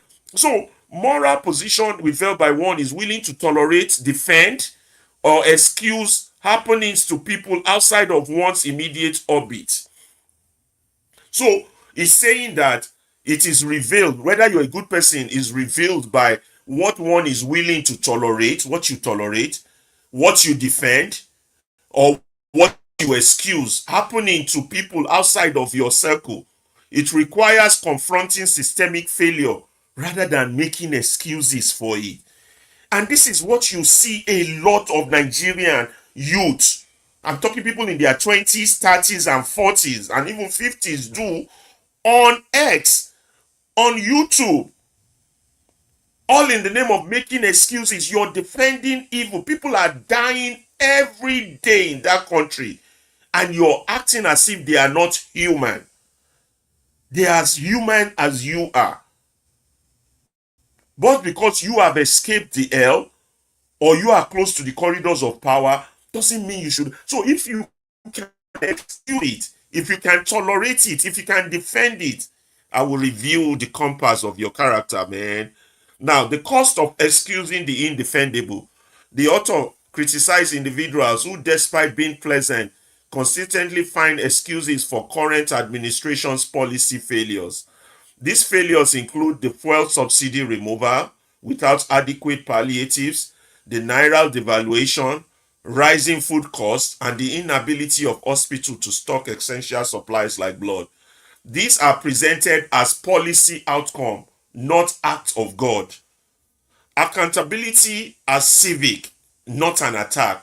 Now, holding your president accountable is framed as a fundamental aspect of civic and the definition of the job, not as a personal attack or vendetta. The president's oath to protect and serve implies responsibility for the nation's direction. So these people who come, oh, you hate the country, you're demarketing Nigeria. I don't think they're good people. They might have been my friend, a lifetime friend. But at the end of the day, I come to that conclusion that I'm dealing with an evil person. I'm just seeing the true character of this person. It's just coming out now because of what they are defending or what they are excusing. Children are dying. Children. Let's say you don't care for adults, which you should. They are beheading people. And you're still defending that's why personally I believe any Nigerian that's still a member of that satanic party, APC, is satanic. Because by now you should have resigned from that party. You should have left it with all the outcome that you've seen for the past 15 years that party has inflicted on that country. And you're in member and tell me you're playing politics with your, this not just this summer context with which the author is arguing. Now, the moral weight of choices, that when we make choices, it carries the moral weight. You see, good or evil is evil. Good is not neutral. Evil is not neutral. You decide. There's no neutrality when it comes to value. That was a line from Obama's speech. There is no neutrality when it comes to value. You cannot be neutral. They said there's a good, no. You have to take a side. You're on the side of good or you're on the side of evil. So the moral weight of your choices is that when you continue to support for policies which demonstrably negative consequences, policies that have negative consequences, when evidence is widespread and visible, is presented as a choice with moral weight, moving beyond mere loyalty, and you still want to hold on to your loyalty to your party, to me, you're an evil person. If we have time, I think we should read this article in full. It's kind of detailed. And then when you talk community beyond the visible, I think you guys should rather read it in detail than do the mind map of it. That way we'll get the real context of what the author is talking about. You see, now we talk about community beyond the visible. True community extend beyond immediate social circles to include those most affected by governance failure, such as farmers, graduates seeking opportunities abroad, families on the brink of ruin, and women who die in childbirth. The danger of numbness. The author questioned how individuals can sleep soundly. Farida already addresses that. They sleep soundly because they don't see you as part of them. Me versus them, us versus them, APC versus PDP mentality, like a football team. We're not the same. We're not all Nigerians. The people dying in Borno State are not Nigerian. They are Northerners. You understand? You dissociate yourself from them. They're not human because they are Northerners or because they are Easterners or because they are Westerners. Their geographical location has dissociated themselves from your humanity. And this is what you come to defend in public. This is sad. And the author questioned how individuals can sleep soundly when faced with preventable death and widespread suffering. A lack of disturbance is characterized not as peace, but as numbness. That's why the society is numb. Because we don't see ourselves as the same. We don't see each other as human. We quickly get into that camp, us versus them, me versus them. But the rain falls on all of us, and we all bleed when caught. But when someone's child is being beheaded or taken into the forest, you don't see, you're not part of them because they are not from your geographical region. You see how dead the society has been? And Nigeria needs goodness. It does. This piece concludes by stating that Nigeria needs people who understand the difference between niceness as a skill and goodness as a standard. It is the standard that we need, implying a call for moral courage and commitment to genuine accountability. So, Abdullah, what do you think? We should read the entire article and not do the pidgin version because this is very detailed and rich, and this is what is happening in our society, and that's why we're not making progress as a people because we dissociate ourselves from each other. You belong to APC, you belong to APC, you belong to B, and Joe, you're not me, I'm not you. You're Igbo, you're Mausa, you're this, you're that. I'm Christian, you're Muslim. So therefore, you're entitled to that punishment, to that pain, to that suffering, as long as it's not affecting me. My teeth is better than yours. What do you guys think? You let me know. But I would think that the whole entire article should be read, though, instead of doing the mind map of it. Because this talks about what is going on in our society today, and it details it, the difference between being nice and being a good person. If we have good people, all we need is a few good people. That country will change. Just a few good people. For it to be this decayed and bad, that means a lot of people are bad. They're just pretending to be good.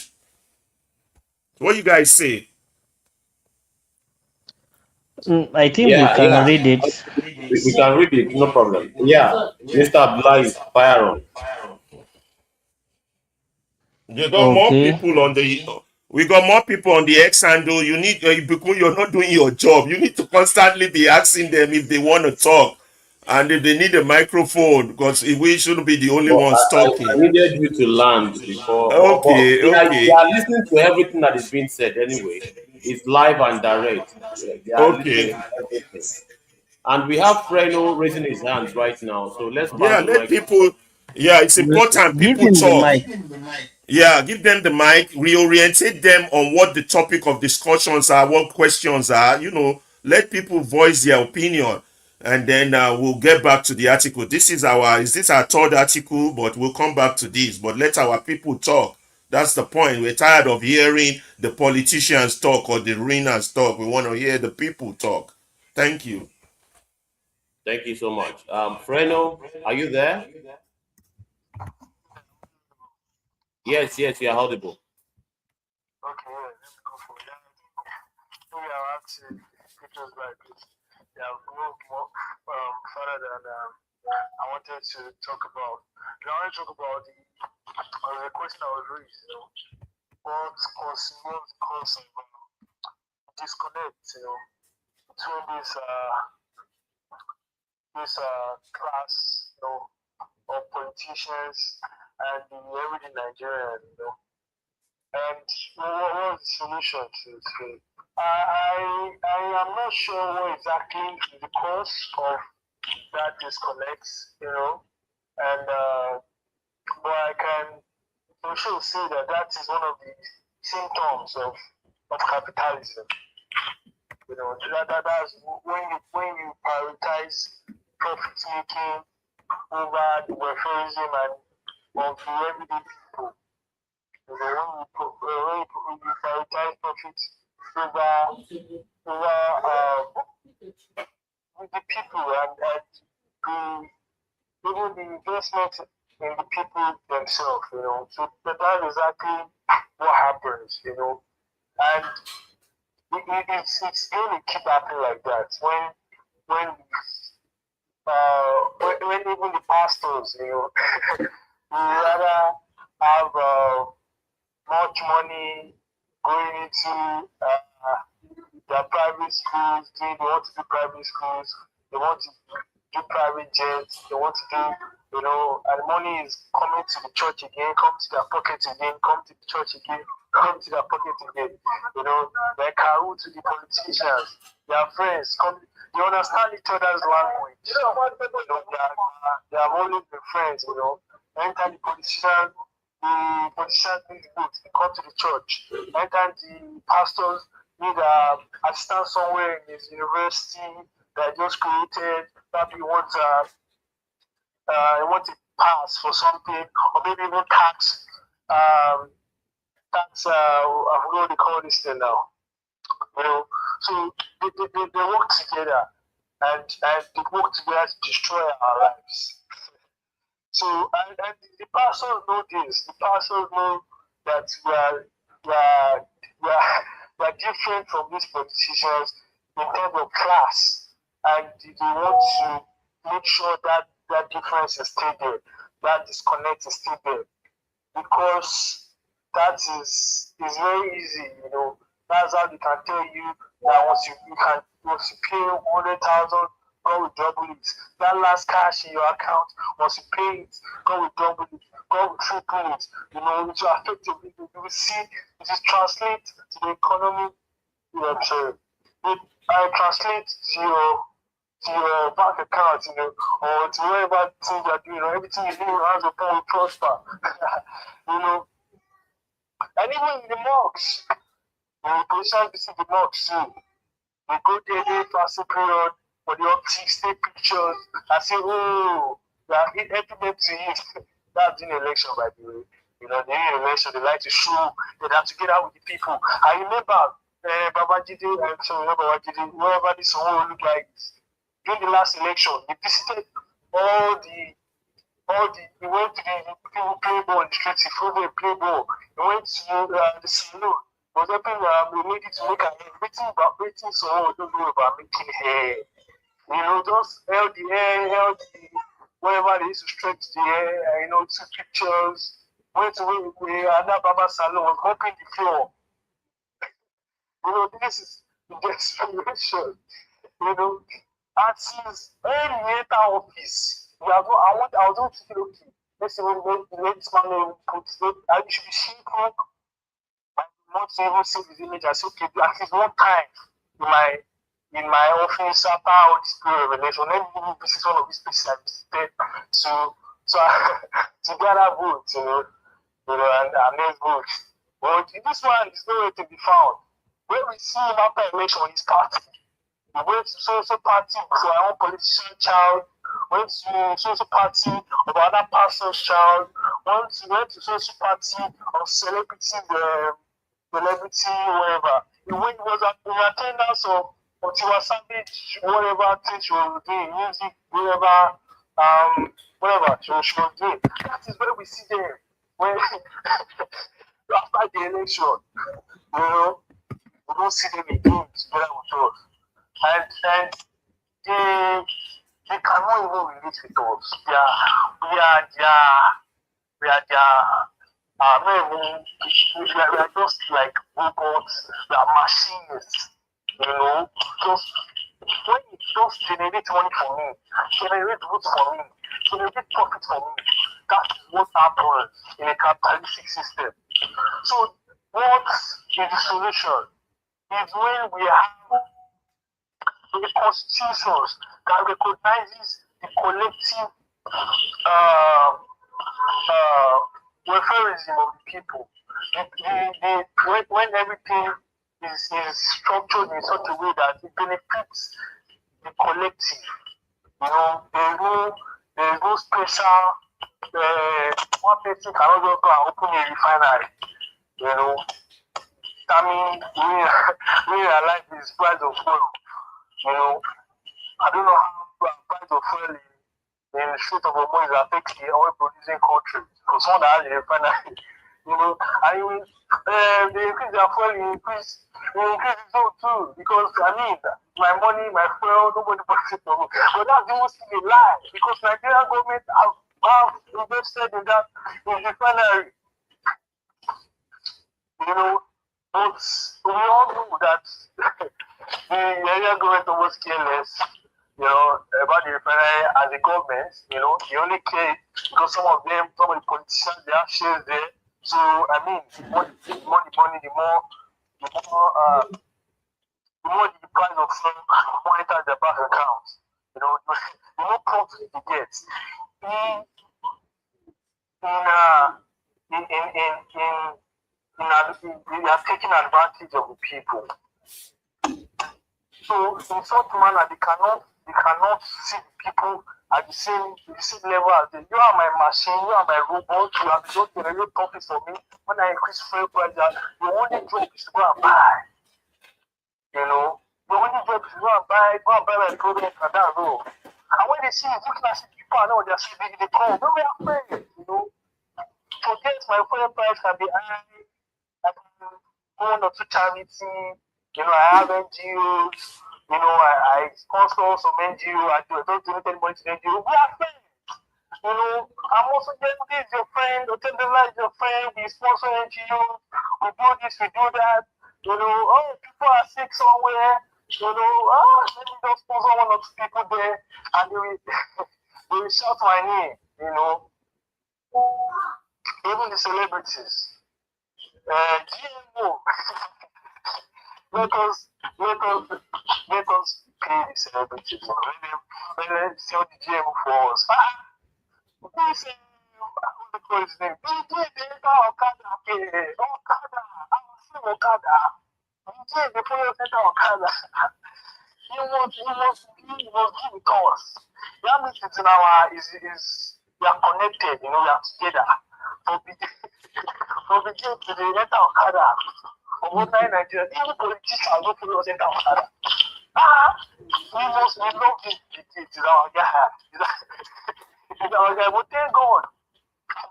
At least we on this side of things, we expose the people to the rubbish. And I don't even know what identities qualify this school. And these oppressors, these parasitic, they don't want to take from us and leave us dying. The only time they reason on is, people die.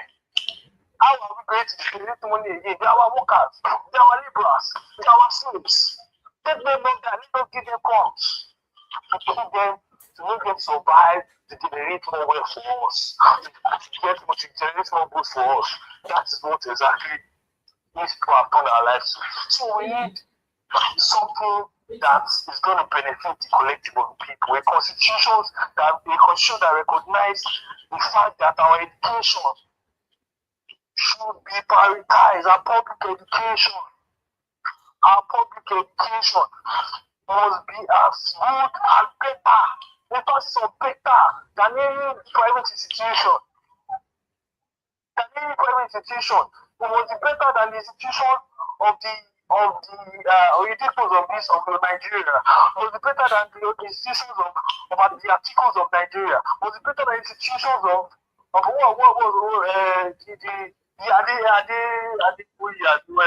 sorry, your pastor, I can't remember his name.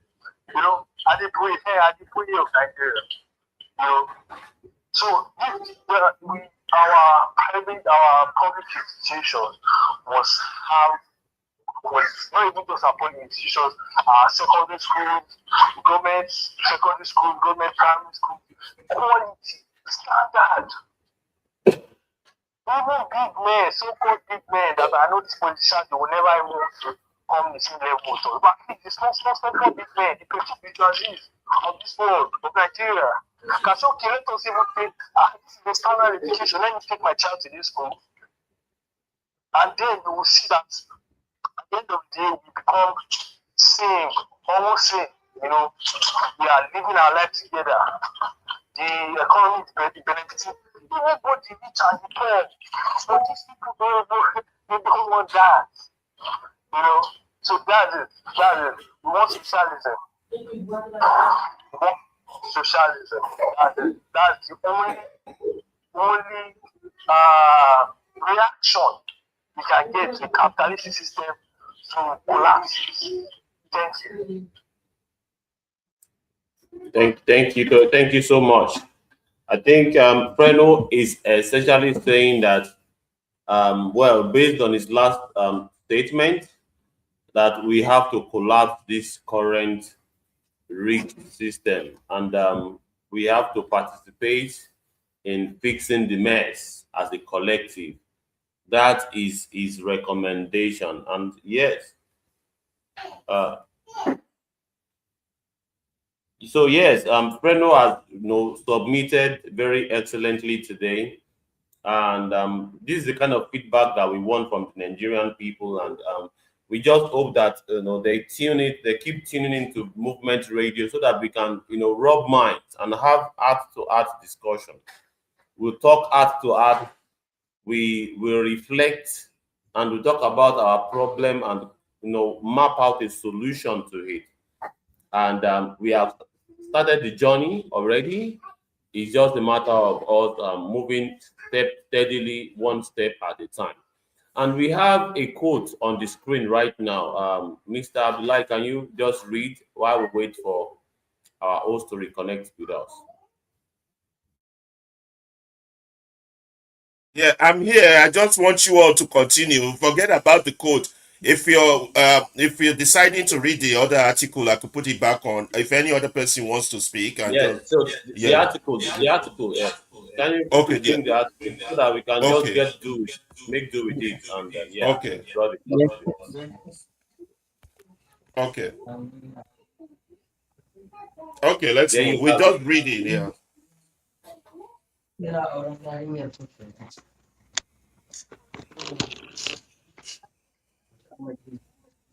Okay.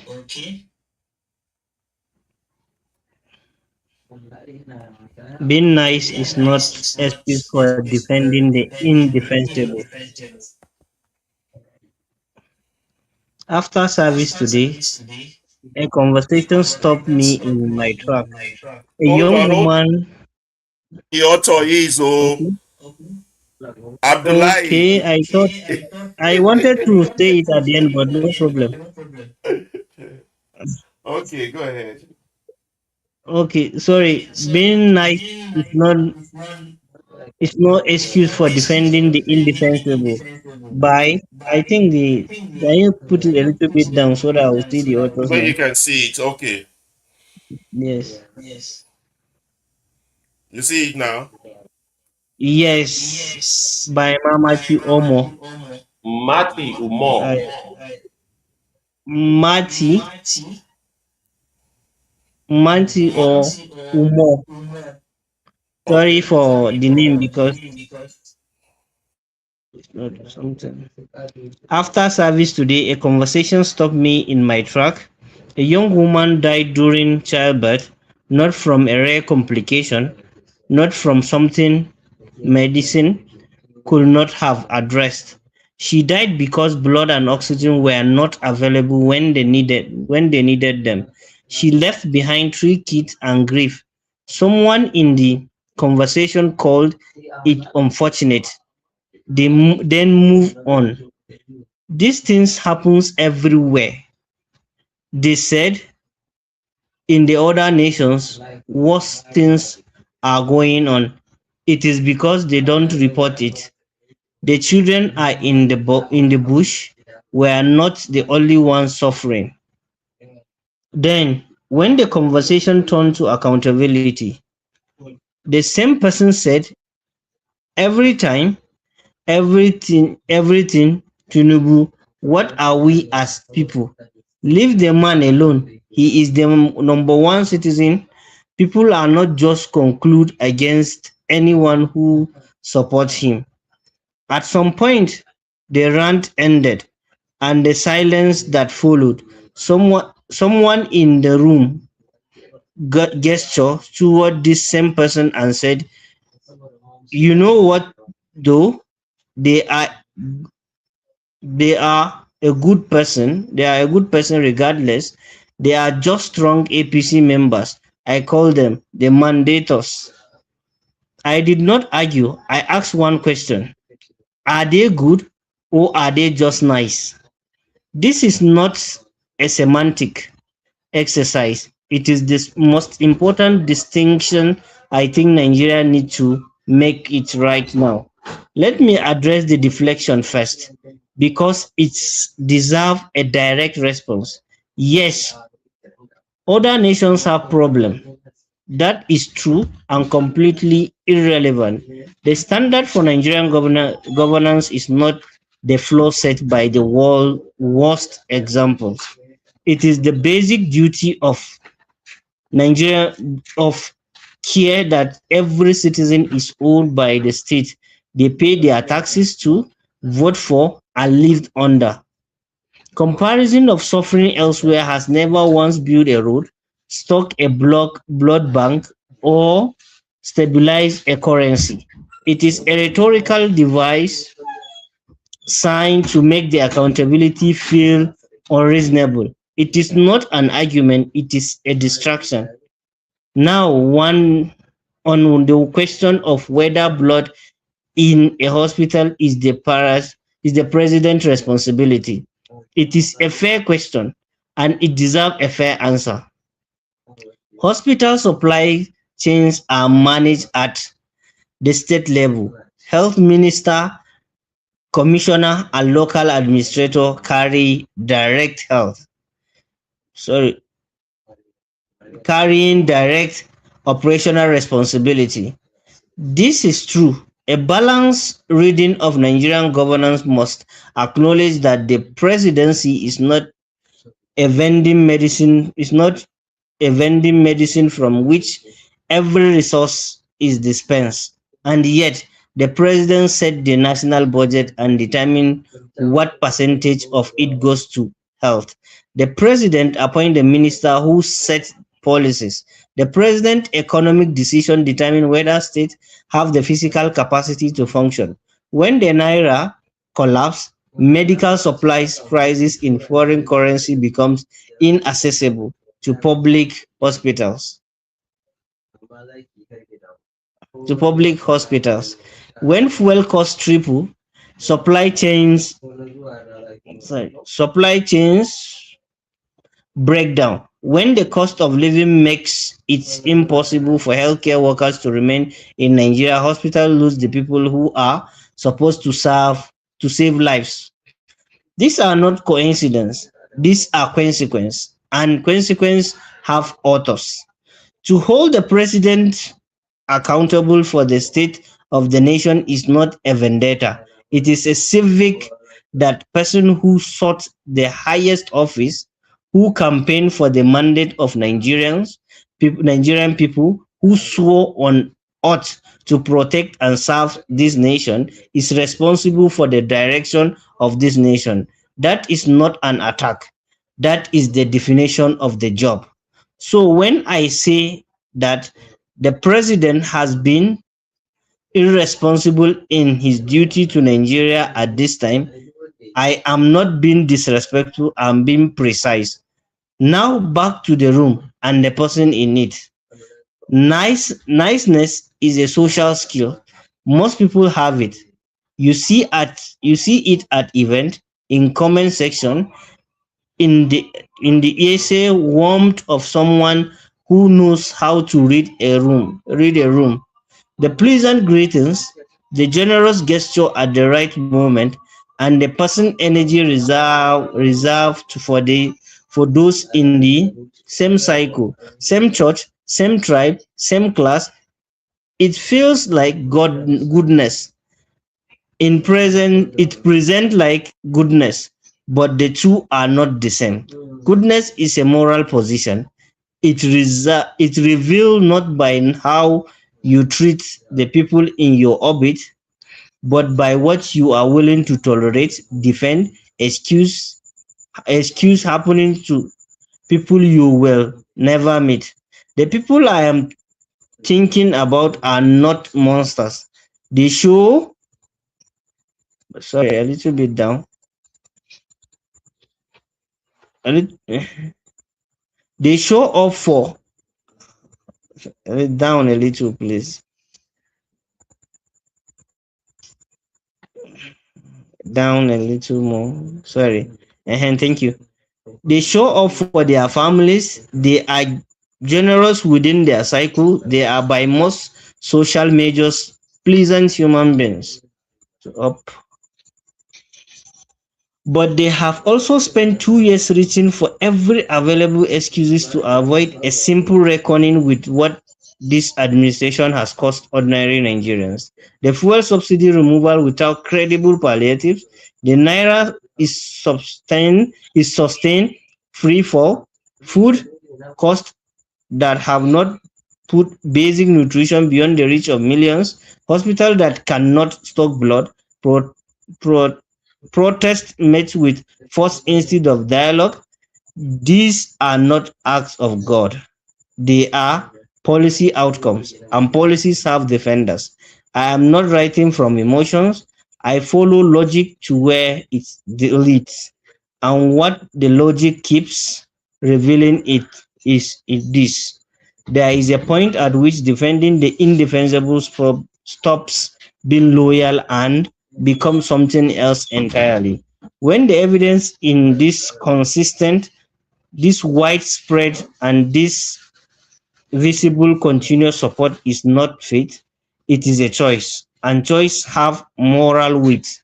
We speak often about community, about our responsibility to one another, but community cannot be limited to the people we can see. It must extend to the farmer whose production costs have tripled, the graduate who has quietly given up and is still filling out visa application, to even the most written off countries, the family living one emergency away from ruin, the woman who went to a hospital to bring life into the world did not come home. These are not statistics. They are the direct human cost of governance that was chosen, celebrated, and continued to be excused. Accountability is not an insult. Criticism, not cruelty. Asking hard questions of power is not an attack on a person's dignity. It is the minimum that a self-respecting people owes itself. Some of these nicest people around us are not good.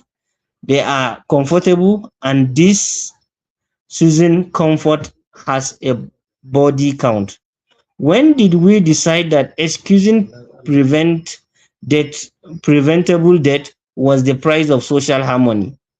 When did we decide that because there is terrorism in the country, our own children should sleep in forest? When did we decide that banditry had become normal?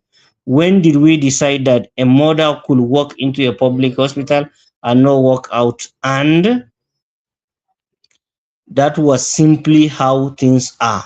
When did we decide that Naira losing value by the weeks was background noise? When did we decide that young people leaving this country in waves was not a national emergency but a personal choice? When did we decide that hunger was not a policy failure but a spiritual test? When did we decide that asking question of power was a problem and not the power that refused to answer? I grew up hearing that there is no peace for the wicked, and yet I am here unable to sleep, unable to drop my child at school without a panic attack tightening in my chest, unable to look at the clock in the evening without counting the minutes until I know my teenager is safely at home, lying awake, turning all of this over because something in me refuse to make peace with what we are being asked to normalize. I am not the one defending this. I'm not the one reaching for other tragedy nations tragedy to avoid our own reckoning. I am not the one calling any of this good. So I will ask pl- plainly, how do we all sleep? Because if your conscience is undisturbed by all this, that is not peace. That is numbness. And numbness in this season, it is own kind of danger. It's its own kind of danger. Niceness is a skill. Goodness is a standard. Nigeria deserve people who know the difference. By Marty Omo. Thank you so much.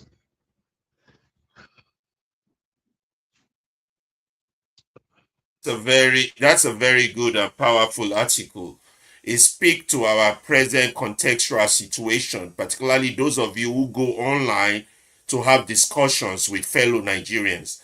The things that come out of their mouths, the things they defend, the things they give excuses to. Yes, you call them nice people, but they are not good people. When you stand in defense of evil, when you stand to excuse evil, when you stand with evil, you might be the best man on earth, the best church going person on earth. You are not a good person. You are evil yourself. Because the impact of this administration on people's life is devastating and catastrophic. And these are people too. Just because they are not in your circle doesn't mean they don't feel the pain. Just because you are not feeling the pain doesn't mean they are not. At least empathize with their pain and stop giving excuses to evil. I just think that's a very powerful article. We need to know the difference between niceness and goodness. And we need to call these people to order who come to give excuses, to think they are playing politics, to think they are smart. Like we know we are in the Olodo uprising, the Olodo generation, but insanity should not be made mainstream. Evil should not be normalized. What is bad is bad. That's all we have. I don't know. It's 2 o'clock. How long have we been running? Should we? What do we do now? Take a break, a music break? I don't. I want to see how long we've been running. I don't know. Almost 3 hours. It's up to you guys. There's still some articles behind. People discussing. If not, you guys tell me what to do, and then we'll proceed Yes. from there. We have had. I think we have done 3 articles already, right? Already, yeah. I think Yes, today's we show have. was. Yeah, I think we've had a very great show today. Yeah, and we have more interaction in today's show also. The last time we had Yeah. such interaction was when we had the terrorist survival. We had more interaction. I still think our advert for where people can join in is not doing very good since they are on multiple media. And you're right, they might need two devices to to watch us visually and then join interactively. But it's been pretty good today, and so we should be rounding it up. Then you and Abdullah wanna say thank you to our audience, and I just want to announce to the audience there will be music continuation on X. We can't do that on YouTube and Facebook, so we just continue giving you good music that you will enjoy. We can't call ourselves a movement radio and not give music. There's no point of being a radio then. It's been a good show. I hope will those of you who stayed with us, you learned something. The program is recorded, so you can do a playback or watch it back later to learn something. The objective is to enlighten the minds and change narratives, and it's to educate the souls of our people so they can liberate themselves from this bondage. Uh, Thank you all for joining. My name is Alaba Ferreira, and the others would thank you, and then we would quietly exit for today. Let me see. Are you guys sure that's all we got? There's always more we got, but we have to put time in perspective. Huh? I think we've got so much in our pouch. Yes. But we have to put time in perspective, and we might even call ourselves Ani article Lapo. Lapo, Benny, Ani article Lapo. Yes. So many articles in stock. And then maybe we go rest music for a while. Maybe we'll come back later today or tomorrow. I'm just kidding. Whatever the guys decide. If we can take it over, you and Abdullah, you guys take it over. Thank you so very much indeed, our audience across all platforms, Facebook, X, YouTube, and of course Instagram, for joining us today. It's such an enlightenment. We promised you that it will be very insightful and deep, and the analysis will be different from what you are used to from the mainstream media. And yes, we have brought to you quite a number of very interesting articles that you would indeed enjoy to play back. And please feel free to share the link of the playback to all of your mutuals on WhatsApp, on every platform. Share it. It is recorded and it is undiluted. It is different, it's unique from what you are used to, the kind of analysis that you are used to. So thank you so very much for joining us today. Look forward to another episode. And there's no way you will be notified if you have not subscribed and turn on the notification bell on YouTube. And of course, the same thing on X. If you are yet to follow us, please follow the Movement Radio. And on Facebook too, and every other platform, do well to follow so that whenever we are live, you would be notified and you'll be able to join us and not miss out in any of the action. Thank you so very much. I pass the mic to our correspondent in Abuja. Thank you so much, everyone. Thank you so much, our presenters, our chief host, and everyone. And we thank everyone from different part of the world. And today actually has been a very good and very interactive session. We all enjoy it. I love the input from some of our audience, and we encourage and we celebrate all of you that keep giving their input, both on YouTube and on X, and we enjoy it. We like it. We need more. Encourage your friends, encourage like minds, let them come. This is your platform. You come and you air out your opinion. We always like it. So thank you so much, and we'll look forward to having you again tomorrow, same time here, Movement Radio. I remain Abdullah Salisu. See you tomorrow. Thank you.